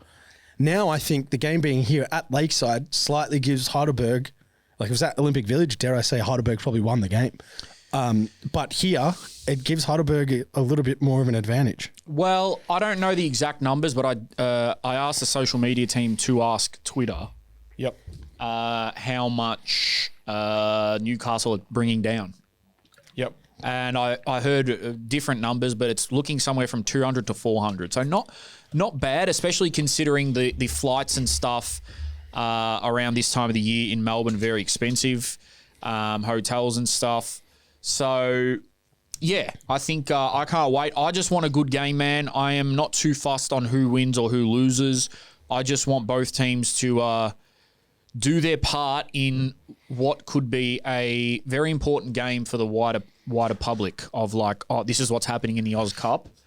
This is how good some of the second division teams are, per se. And, and I haven't watched any A-League teams play any preseason games yet. So be interesting to see how Newcastle go, what their lineup's going to be. And, yeah, Rash is right, man. Like, guys, don't overthink it. There's no other sports on this weekend. Get down, man. Get down. Get down if you're a Victorian. Get down and wear yellow. Because it'll sell out. So your prediction was 2-1 to Newcastle. Rashid, you're going 2-1 to Heidelberg? Yep. I'll go 3-0 Newcastle. So I don't mind that. I mean, this is people's predictions, but people are predicting 10,000. Yeah, easy. Yeah. If they got 10,000 for the NPL final, yeah, they'll get 10 for. Brad, for an yeah. Watch Max Burgess. Newcastle's got a new lease of life. I've been told. Yes. I think I said it a few weeks ago, but they're all players that are on their second chances, third chances, those redemption. And Heidelberg, imagine being them after the season they've had, with the possibility of playing for Asia is. Yeah, and it's a good argument for the Oz Championship coming up as well. I think it goes in Heidelberg's interest to play the game slightly ugly for as long as possible, and like Buljwich does, grab a goal, Bissetto, whoever, and fight. That's their That's the way they're going to have to win. Before we get into amateur agents, I just want to give a shout out to the wonderful people over at Armadura. We are all in Brunswick City. Merch, training tops, tech fleece. We love the brand. They are one of our sponsors and very impressed with the quality. I say this every week. If you are a club looking at new gear for the upcoming season, now is a time to start thinking about switching it up. And Armadura have got everything you need. Quarter zips, training stuff, off-wear gear. The on-wear gear is incredible. The training gear is incredible. Great materials, great designs. So if you are looking to swag out your club for next year and not look like a bunch of bums, then head over to Armadura and they will sort you out. Yeah, and as you guys probably have seen on our Instagram and things like that, we have had quite a few different discussions with different manufacturers and brands that do club apparel. Mm-hmm. And we took a while to choose. Yep. Through that 12 months to be precise. Yeah, we had a lot of decent offers as well. And we went with these guys because we actually believe in their product. So, and as you would have seen on our Instagram story the other day, we are in the horizons. We are having the conversations internally to actually escalate the process to bring you merch. So a lot of people did say they wanted hoodies, right? Which look, we will do that. Jerome wants to bring out t-shirts. Let's be real. I'm gonna be real with you guys. Like, you guys, I put out a poll and it was a vast majority. What was the percentage? It was 3 options. Can I say what your response was to the results? No, that's for me to say. Sorry, bro. Yeah. Okay, but what was the results? I'm not gonna say it. What was the overwhelming? It was like 6. I put up 3 options. The first one was hoodies. 60% wanted hoodies. So you want hoodies going into summer? That's my point, bro. Okay, that's fine. You got to give the people what they want. But, hey, so what we actually have coming, and this is a part of what we're doing with Armadura, we actually have a few like retro suited and booted kits coming out, which we'll be wearing on the pod. But we do want to bring out a garment very soon, hopefully within the next month of that sort of time frame, which will live on the Armadura website. So get in the comments and let us know exactly what you want. You've seen us wearing the hoodies, but we have a lot of other things that we can bring out. Yeah, well, between the 3. Hoodie, T-shirt or a jersey. Yeah. So just comment that word, one word. And I think we're all split. Rashid's hoodie, Jerome's T-shirt, and I'm jersey. So help us decide. Yeah. Alrighty. Cool. And Gavin's in Bali. Yep, and Gavin's in Bali. But yeah, I wear the stuff off the pod as well. I'm pretty picky as well with what I wear, so it's great stuff, man. They've got literally they have any bit of clothing for any situation you're in. Like they'll sort you out. They know what's going on. So this is Amateur Agents, brought to you by absolutely fucking nobody. Until a couple of weeks' time when we resume our normal sponsor. Yeah, but get around the Amateur Agent segment, guys. This is from Sam. How are you, Sam? Hey guys, it's related to Gav's story in the horror movies. Shout out Gav. I've been with my missus for a few years, but before we're together, went out on a date and we're like, oh, let's do dinner and a movie. That's always good. Anyway, she was like, I really want to go see this horror movie. It's called Smile, a new horror movie coming out. And I was like, from when I'd met her, I was like, nah, I don't do horror movies, not my go, nothing. But she really wanted to go, so I was like, all right, fine. Plus, I'm trying to impress her, right? So I was like, yeah, it'll be fine, let's go. I don't get scared, nothing like that. Anyway, we're there, we're watching it. I don't know if you've seen it, but it's terrifying. It's like always a build up to like it's going to be a jump scare. I hated it. It's like hour and a half in, and I was just like, nah, I can't watch anymore. So while on the date, trying to impress her, it was pretty empty in the movie, which was good. I ended up just lying down across the seats, like pulled out my phone and started watching the Chelsea mini match from the night before because I couldn't watch it. So yeah, shout out Gav. Look, we're still together, so it's fine. See, Gav? If it's meant to be, it's meant to be. See, that's because he's tried to trick you into watching that shit. He sacrificed a little bit. He didn't leave her side. First of all, what a sick cunt. And call her crazy. What a sick cunt for watching the Chelsea game. Just as scary. That reminds me of when I was in a nightclub once and I was sat in the corner by myself watching Chelsea on my phone. Yeah. Anyway, Sam, that's brilliant, man. Yeah, well done, Sam. Great story, man. That's brilliant. And do you think it's crazy what Gav did, or do you think that's acceptable? What, have you guys discussed because of it? Yeah, I don't understand why you didn't have a discussion about it. It feels like he didn't even say to her at any point, I don't like the horror movies. He's just been building up that she's psychopathic. Rash. He said, we're done. We went through that whole thing thinking that he broke up with her because of the horror movies. And then at the end he goes, nah, I didn't break up with her because of it. And I'm like, you've literally just been saying that for the last 20 minutes. Right. Yeah, that's true, yeah. This is from Gavin's toilet brush. What? Hey boys, I don't know why anyone's not suggested it already. Oz Championship Community Shield, really easy. Oz Championship winner versus A-League winner at the Championship winner's home ground. Beautiful. You get 10,000. Don't know why it's not been thought of yet. That's a great shout. That's a great shout. That's a great shout. Week before the opening season. Yeah, especially because no one plays nowhere near enough games. That's a good shout. Yeah. This is from John Bar 88. JB. Good afternoon, fellas. Wanted to talk about an experience that I had this year as a VPL women's coach in Victoria. We organised for our visa international players to stay at the president's club's house. They had a rental property. The deal was through the club and sponsorships and whatnot that they were going to pay for the rent for the duration of their stay. And now because sponsors didn't continue on or pay, they've now forfeited my pay. I stopped getting paid in round 5. And now they're using it against me because I organised the internationals to come. And now they're going to use my pay for the rent. And I'm not going to see a single cent unless I can find sponsors now to cover the rent for the season. Our girls stopped getting paid round 9. We made it to the semi-final of the Nike FC Cup for the 2nd year in a row. We made it to the grand final of the VPL Women's. Unfortunately, we didn't have enough players, so we had to forfeit. And now they're going to cop a fine and get money taken out of their pay because of it as well. Absolutely disgusting. Oh, my God. And I shouldn't laugh at that. The reason I was laughing was because I was thinking about our comment before and saying about, like, our local leagues, that's pure football because of this shit that goes on. Just think about how ridiculous that is. That's shocking, man. I don't That's just horrible. Yeah, I don't. But I just don't like why. Why is there any? For personally, when that stuff happens, I can see that before it happens. Don't you think you can sense when clubs are a bit dodgy?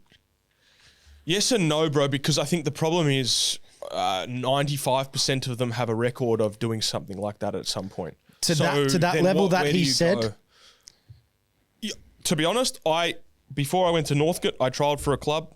Not going to say which club right now, but bigger club, and I didn't sign at that club because they've got a record of doing this kind of stuff. Yeah. So I can understand. You either name and shame the club, bro, or you just get away from it. Well, he sort of did. He said they made the final, but they forfeited it. That's to like on us on a voice note. Do you know what I mean? Like, you either go hard with it and make a case, or you just get far away from him and don't even speak about it.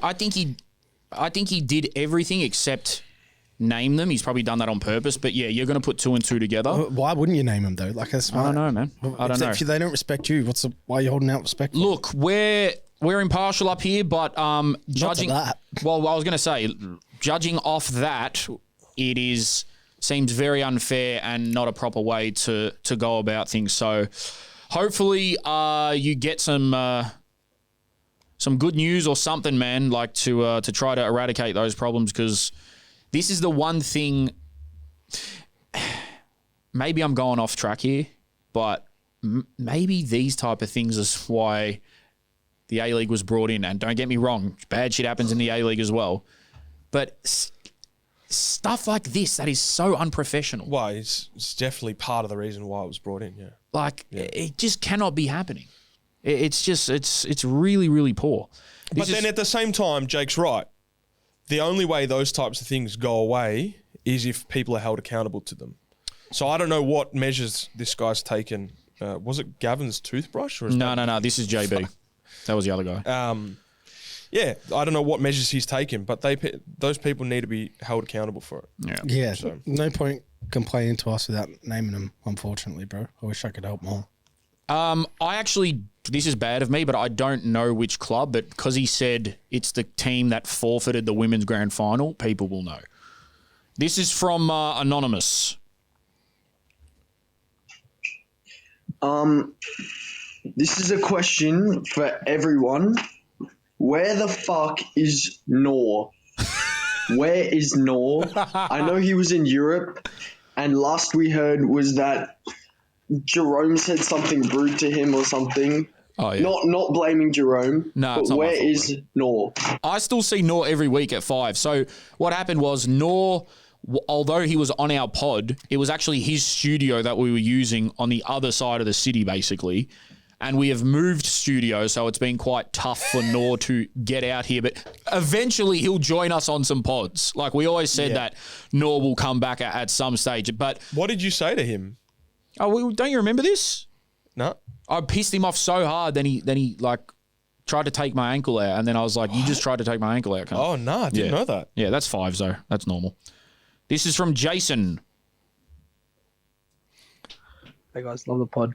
I'm just wondering, moving on into the Australian Championship, do you think clubs should, all the ethnic clubs such as Preston Lions, South Melbourne, Heidelberg, just to name a few, do you think these clubs should continue or start chants in their own languages, such as Greek, Macedonian, the Croatian, or do you think that's kind of going away from what Football Australia has been trying to do for the last however many years?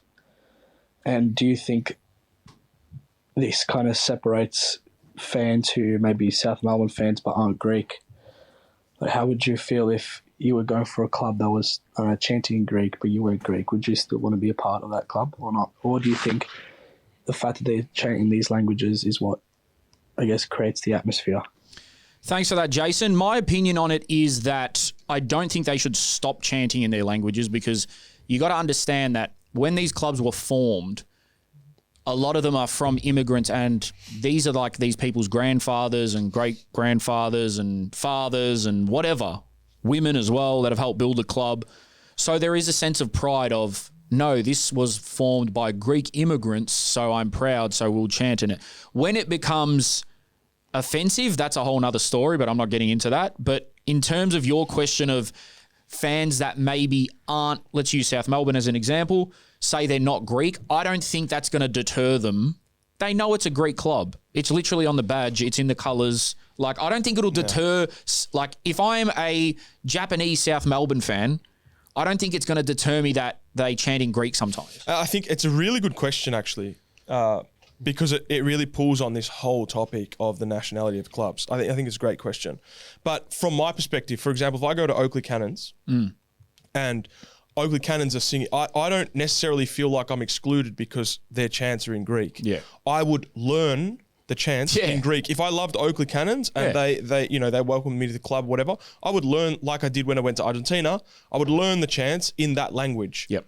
And like Jerome said, if they were formed and their heritage is that of that nation, that's the language of the people that built that club, then what's the problem with maintaining those chants or making new chants in that language? I think it's great. Yeah, I think it's exactly what Rash said. Like, no one is gonna say, "Oh, stop chanting that because you're not that ethnic." Like, it's just not going to happen. Some people would say, and I think that's partly why he's asking the question. Yeah, people would say that. Oh, yeah, it's not inclusive to sing in another language. No, I'm saying, do you think someone from an ethnic club would say, "Oh, you're not allowed to be here because you're not from our ethnicity"? I don't think that happens.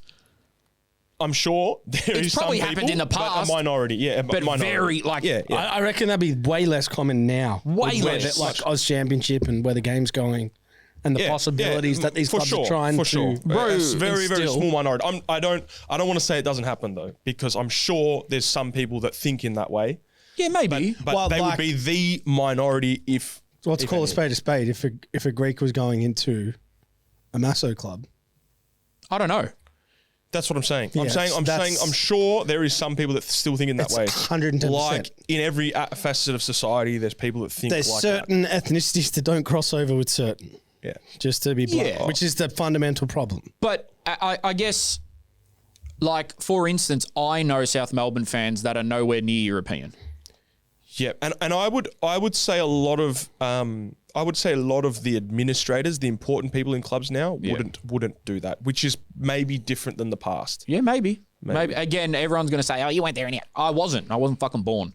Yeah. But now I think there is no issues with the sort of inclusivity thing, and I don't think it's an issue if they're chanting in their own languages. Because I guess that's what part of it's also a bit of an issue if they're not allowed to chant in their language. Yeah, that would be weird. Imagine if they're not going to, but imagine if like one of the federations came out and said, no, if anyone chants in their own language, no matter what they're saying, they could just be saying "Go team." Yeah. No matter what, that's racist. We love all races in their language. Yeah. Yeah. This is from Mikhail. Sylvestre. All right, don't mind my voice because I'm fucking sick as shit. But bear in mind, Group C of the Australian Championship with Avondale, Canberra, Croatia, NWS Spirit and Preston Lions will be the best group in the whole of the championship, and it will go down to goal difference. Every team will have the same exact amount of points. This is my most wildest prediction I've ever done, but let me know your thoughts. But to me, it's the toughest group to decide on because all four teams are quality. Again, I haven't watched. How does anyone know that? That's another level of ballitis. If you know all the teams in each group of the Australian Championship, I don't think that's ballitis if you know who's in what group. No, you've seen them all play and you know them well enough to make a prediction like that. Yeah, that's what I was going to say. I was going to say I've never watched. New South Wales Spirit won the New South Wales Premier League. So that says something. I'm just saying, have you watched them play? Well, I've watched 2 out of the 4. Yes. I'm going to tip without going too hard on them. There's no way Canberra's on the level of Avondale and Preston. Yeah. You can't be if you're from Canberra. Yeah. Wow. No, I mean, with greatest respect, they produce a lot of great players, and a lot of great players come out of Canberra. It's a big club. But having 11 high-quality players, like Preston's going to have 11 high-quality players, and Avondale will have 11 and I'm sure New South Wales Spirit will. Yep. This is from Serial Gooner. Now, I hope this is Gooner as in an Arsenal fan and not the other Gooner. This is for Jerome.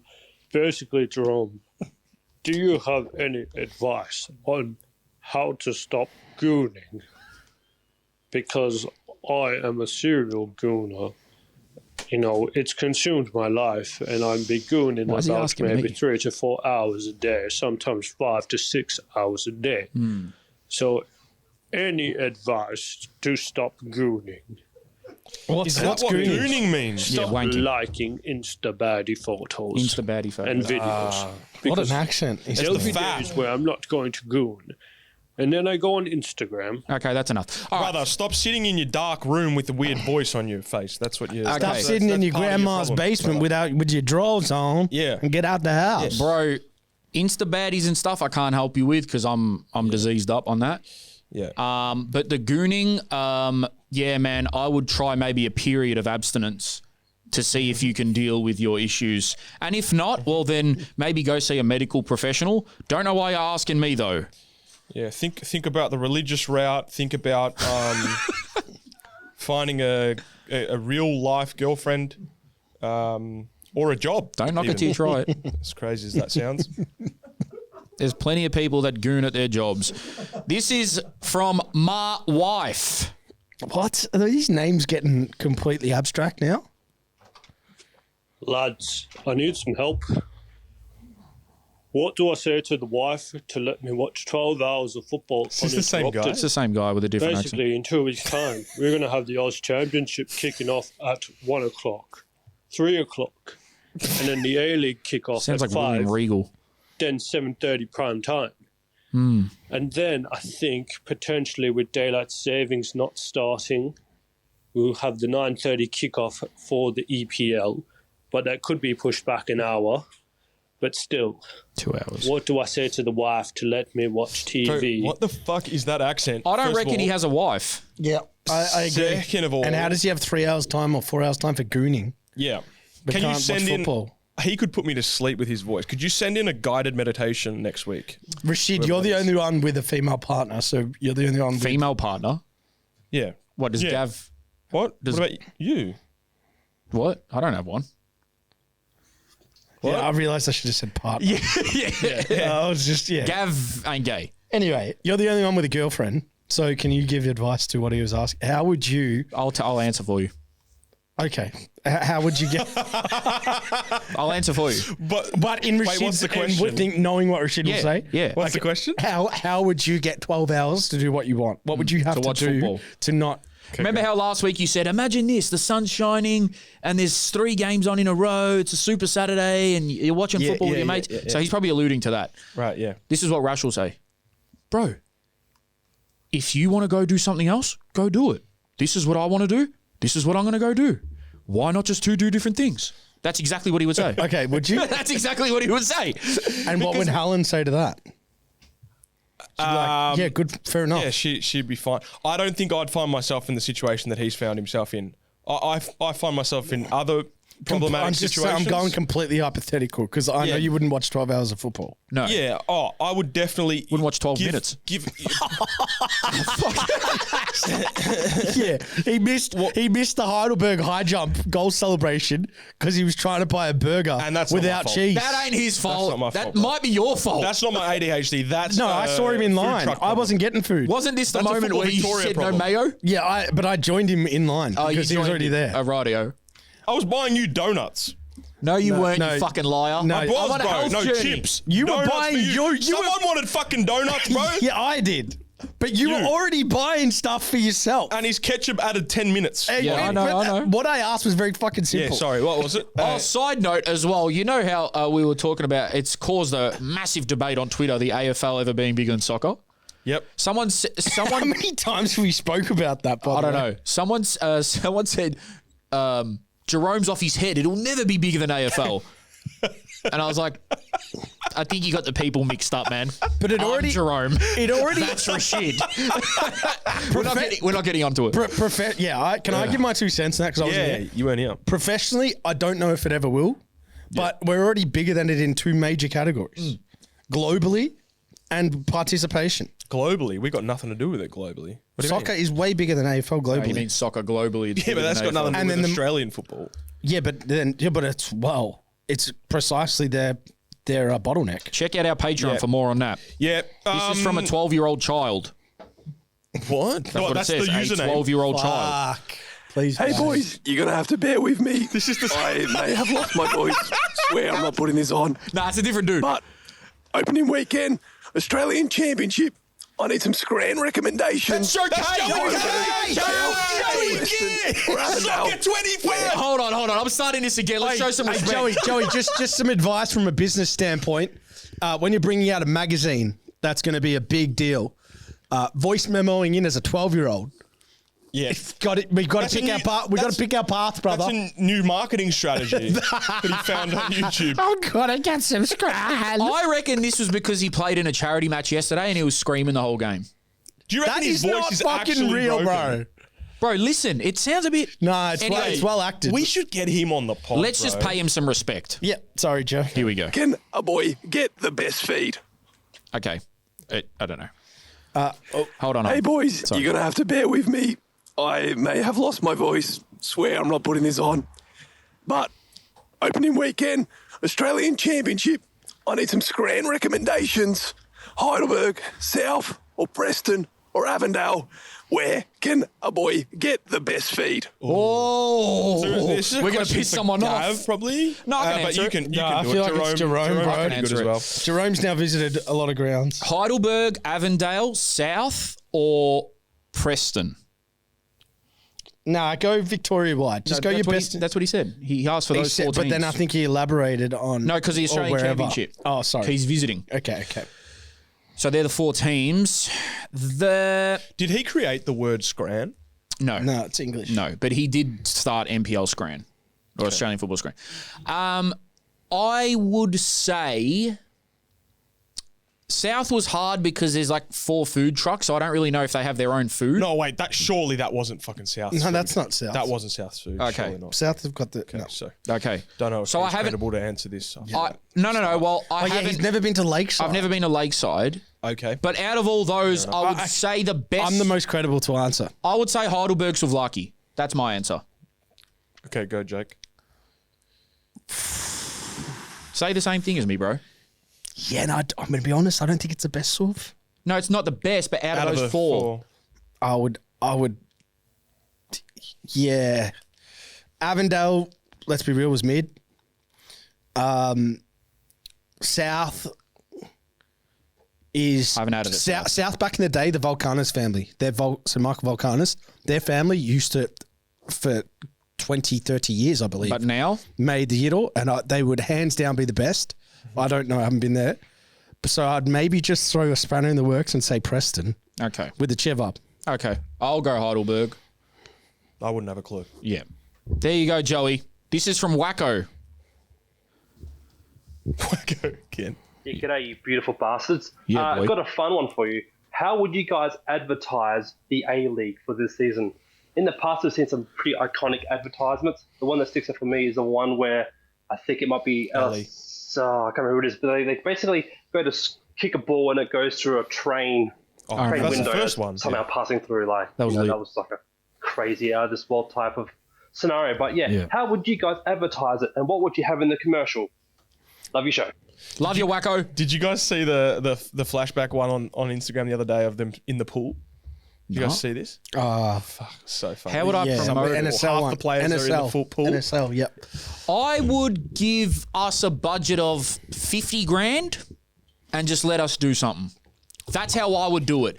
If it was a TV commercial or something, look, nostalgia's a big thing, but I don't think every year we can do the nostalgia thing because Ali did it so well last year. Ali's was perfect last year.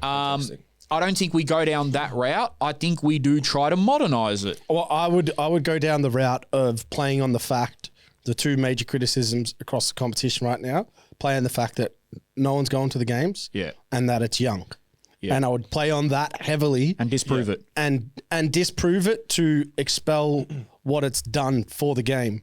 Yeah. Having the youth and what historically the A-League has produced from a fan base point of view. Yeah. And what this crop of players is going to become. And intertwine. You're fucking smart. Did you take your brainiacs? No, I'm just good at this shit, bro. Bro, that is probably one of the smartest I just answers. don't try hard. Okay, well, maybe start trying hard so we can get money. Well, I I'd go down the other route of, I'd probably give us a budget of 100 grand. Seeing That's what I would do. Seeing as you wasted I'd give us a budget. I'd give us a budget of 10 mil. Yeah, well, they wasted keep up. Keep up. How many millions they waste on keep up, bro? 30 M's. So give us 100 grand. Some guy's riding around in a Ferrari right now, making 4 YouTube videos going up. Yeah, go fuck the A-League. Fuck them, bro. Yeah, and just give us free reign. And we'll come up with creative I reckon ideas. Jake's answer is brilliant. Like, disprove the whole, you know what? If you pay us, you can use a snippet of our pod if we've ever said anything disparaging. I would promote it as the next golden generation is in the A-League right now.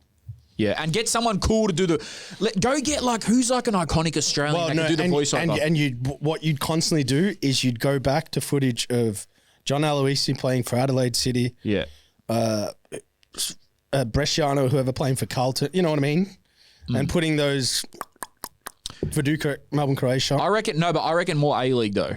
More A-League ones. I guess. Because that's probably for Oz Championship. But Jake's right. I think that's the route they should go down. And if they want to use anything of us, make sure you contact us and pay us. This is from Suck Your Mum. Hey, Suck Your Mum. Do you guys think we've had the Australian version of Jamie Vardy yet? So someone that's, and not necessarily have to be a striker, but just someone that's, toiled away in the lower leagues. So I guess whatever respective NPL for quite a while, not had a look in at an A-League club and then just come into the A-League and just gone bang. And, has won trophies, whether it be championships with the team or individual accolades. Do we have an Australian version of a Jamie Vardy yet? The closest two that I could think of, but they aren't Australian. Number one would be Roy Krishna, basically, playing in the Fijian League, then went to New Zealand playing in the NPL equivalent in New Zealand, was overlooked at first by Ricky Herbert, kind of scoring goals in New Zealand and was finally given a chance. And he won the Johnny Warren medal, won the Golden Boot as well. So two pretty big accolades. And the other one would be Brian Kaltak, another guy that sort of was all over in the islands, went to New Zealand again, went to South Australia, played in the NPL there and was finally given a chance. And then, was one of the best defenders in his first season in the A-League and then won championships with Central Coast. So just want to know, has there been an Australian version? Good question, Suckya. I would also, before we get into that, I think it's amazing that a person can name themselves Suck Your Mum and then ask a serious question like that, monotone. But what I will say is I think... The duality. Craig Goodwin is up there and Andrew Naboot would probably be the closest. Andrew Naboot's a good shout. Yeah. What do you reckon, bro? Craig Goodwin. It's Craig Goodwin. Oh, for sure. It's got to be Craig Goodwin, yeah. He's our best player. If we're playing a World Cup game tomorrow, Jackson Irvine, bro. No, Jackson Irvine didn't play. Yeah, bro, what do you mean? He was overlooked by Richmond reserves. When? I was there. I saw it with my own eyes. What? But how old was he? Yeah, like 15, 14. Yeah, but then next year, 3 years later, he was captaining Celtic. That Vardy point in case. Yeah, but Vardy's the Vardy story is was 25. Oh, I see. Yeah, it's got to be only Craig Goodwin or Kaltak. I don't know how he's not playing for Real Madrid. Wait, do you know what's funny? On Jackson Irvine's Wikipedia, it says Frankston Pines to Celtic. Yeah, that isn't that so crazy? Bro, I told you there was a Celtic scout in Melbourne at that time. But how about the A-League, Jake? Who do you think that was maybe... Well, he's actually used two international examples of a Vanuatu and a New Zealand and a Fijian. He said that, yeah. But I'm trying to think of an Aussie version of someone who was just smashing around in the NPL, then went to the A-League. I don't think there is anyone. Like that's the Jamie Vardy level. Rashid. I'd say Craig Goodwin would be my Rashid. Jack Hingett, bro. Maybe Lecky. Not Jack. Yeah, Lecky. I meant. Yeah, maybe Matt Lecky, but again, they were semi-pro and then they went pro, but they went pro before they were 20. Yeah, maybe. It's so because the Vardy story is so unique because Vardy was playing non-league, and then he moved up every year. For a long time, man. He moved up every year. Yeah. So He did a Wrexham. yeah, it's hard to say, man. Good question, Jacko. I wish I could Great give you an question. answer. This one's from Matt.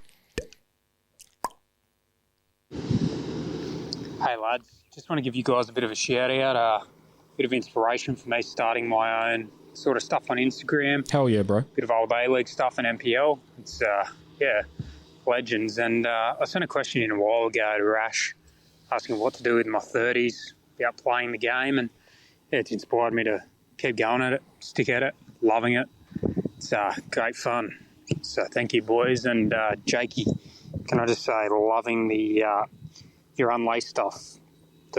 Just got onto it. All the footballers. Chat with Milos Degenek's unreal, mate. Very good, especially having a young kid. So cheers. Hopefully the Jets can get a bit of a win. Australia Cup final.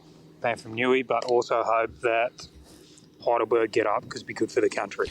Hold on. Why is everyone from Newcastle just so chilled and nice? And Yeah, the thanks for greatest that. people in the world. Appreciate that. Thanks, brother. That's a great little message to send. I spoke to. Good on you. I keep getting missed calls from Serbia, man. I spoke to Milos the other day for like an hour. Does he want to? Bro, he's just driving 2 hours to training. So I'm just listening to Sudan Buddha, bro. Does he want to? We got to get him on. Yeah, we can get him on any time. Like we can do a Zoom with him. Yeah, but fuck, I think we're gonna have to go to Serbia. Like I'm also having a conversation with a guy, and I just thought I'd share this because this was like quite a unique moment on the phone because I didn't really process it. But he captained the Socceroos in Canberra. Who? Against New Zealand, Milos. Oh, Milos. He was captain. Yeah. He was captain in the game. I don't know if he was starting as the captain. It might have been Sirkati. Or no, it was Milos, and then I went to Sirkati. But anyway, Popper is playing him he's a number one centre back right now, which is huge going into the World Cup. He's already been to 3.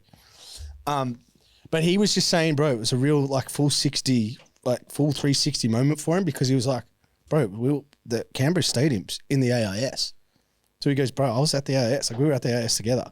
And he goes like, he wasn't getting in like the Joeys. He wasn't getting in the 20s. That's why he went and played for Serbia. And then all of a sudden he's captaining Australia at the stadium where he was developing, living for 2-3 years. And he goes, after the game, he got a phone call and it was Milos Degenek. And it was like when Milos got into the Socceroos, the first person that he was idolising when he was in there was Milos Degenek because he was the captain. And he goes, Milos like, look, man, I could have sent you a text and just showed you some love, but I thought you deserved a phone call and it would mean a lot to you, but I just wanted to speak to you and just give you my congratulations because I know how important this moment is for you. Like you've worked so hard to get to this point and now you're captain of the Socceroos and blah, blah, blah. And he goes, they just spoke for like an hour. Yeah, what a great story. That is cool, bro. Bro, I remember there was a moment where he lost the ball. No, he did something and he lost Australia the game. This would have been maybe it was when I was at Wanderers and he came out and apologised publicly. Like he's been through some fucking turbulence. Yeah, man. He's played in some. And yeah, he's made a lot of money. He's made a lot of money, my guy. He's gone through the trenches as well, man. Yeah. Now he's a dad of 2 or 3. He's a really nice guy. Shout out Millsy, man. We'll do 2 more. This one's from Josh. Hey, just wondering when you'll do your own merchandise. Soon, brother. Comment below, brother. Hoodie, jersey, or t-shirt. This may be the same Josh, but it says Josh Whitman, go Wollongong Wolves. Yeah, it's going to be sooner than you think. When are you doing your own merchandise? Oh, shit. He asked twice. Okay, we'll double down on bro, it. I promise you it's coming. That's going to do us this week because we've gone too long.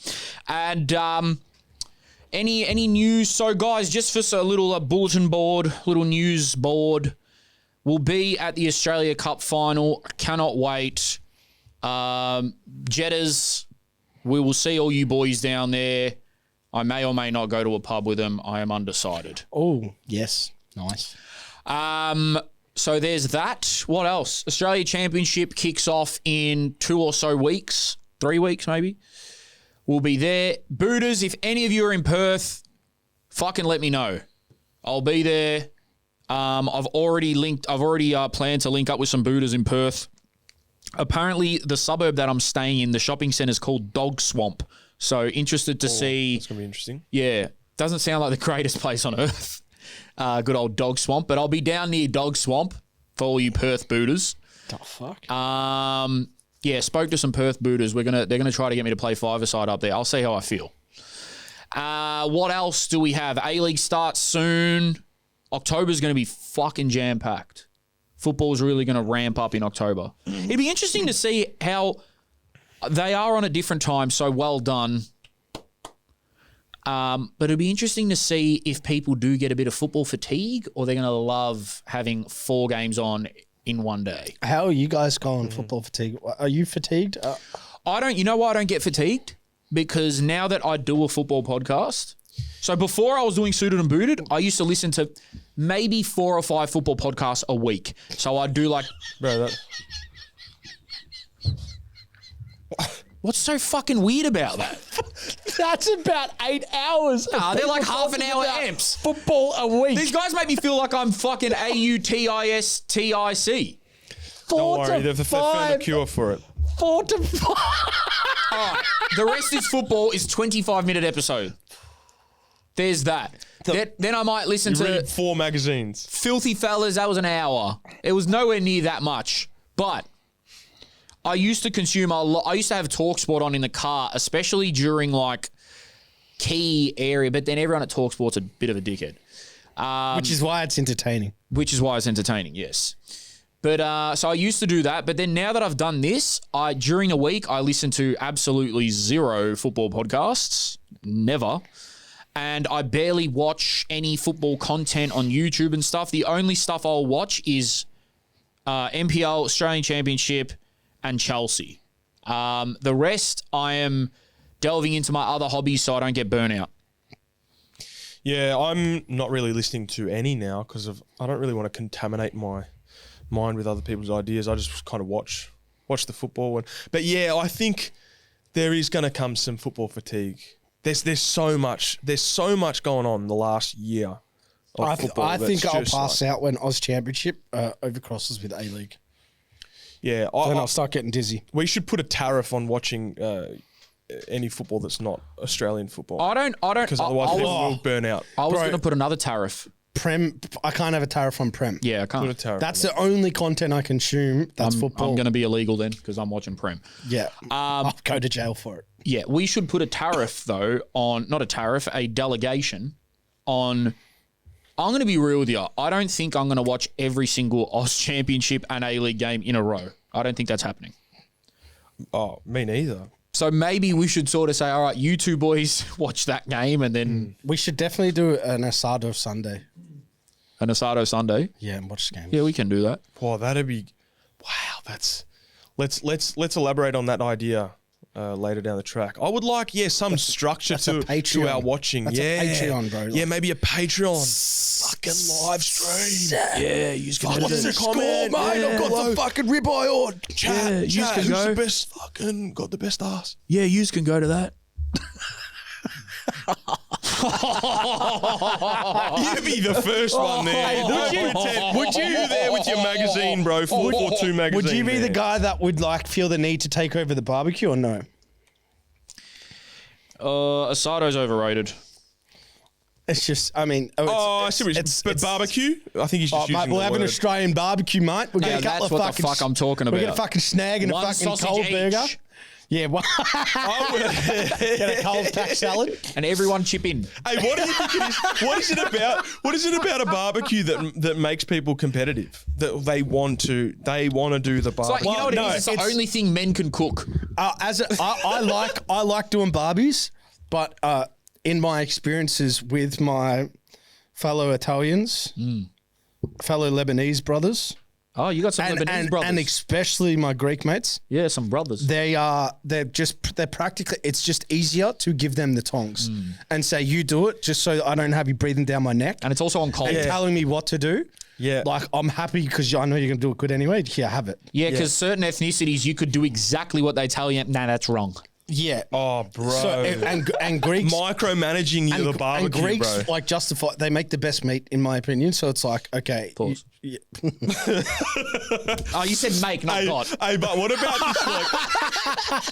Like, I don't know what it is about that kind of stuff, like, barbecue or even like building something or whatever, right? Like the other day we were building IKEA equipment, right? Oh, no. With who? My missus. Oh.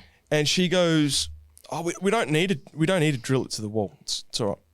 But I've insisted. I'm like, nah, it needs to be drilled to the wall. Just because I want to drill a hole, bro. And I have no idea why I want to drill a hole, bro. Yeah. Well, you need. See, but it's just like exciting. See, he looks at us for FIFA, but like we can look. I just want to drill a hole in the wall. Go over there, fucking drill a hole in the wall. Fucking off his head, bro. This guy's at the fucking Morty no power tools. And then I drilled it through the wrong part. She's like, why is that popping out there? And I was like, yeah, don't worry about it. Yeah. Why is there a hole in our wall? This is why I can't be in a relationship. Yeah. That would send me. Like if we were building something with a girl and she said, no, it needs to be drilled into the wall. Why? Because I want to drill a hole in the wall. Okay. We're done. All right, Buddhas, 5 stars on Spotify, please. Don't. Some guy said our pods aren't long enough, but come on, man. Yeah. Good luck, Heidelberg. Good luck, Newcastle. Yeah, good luck both teams, man. We'll be there. Come say hi, but don't give your opinions on anything. All right, suited and booted. We out. Peace.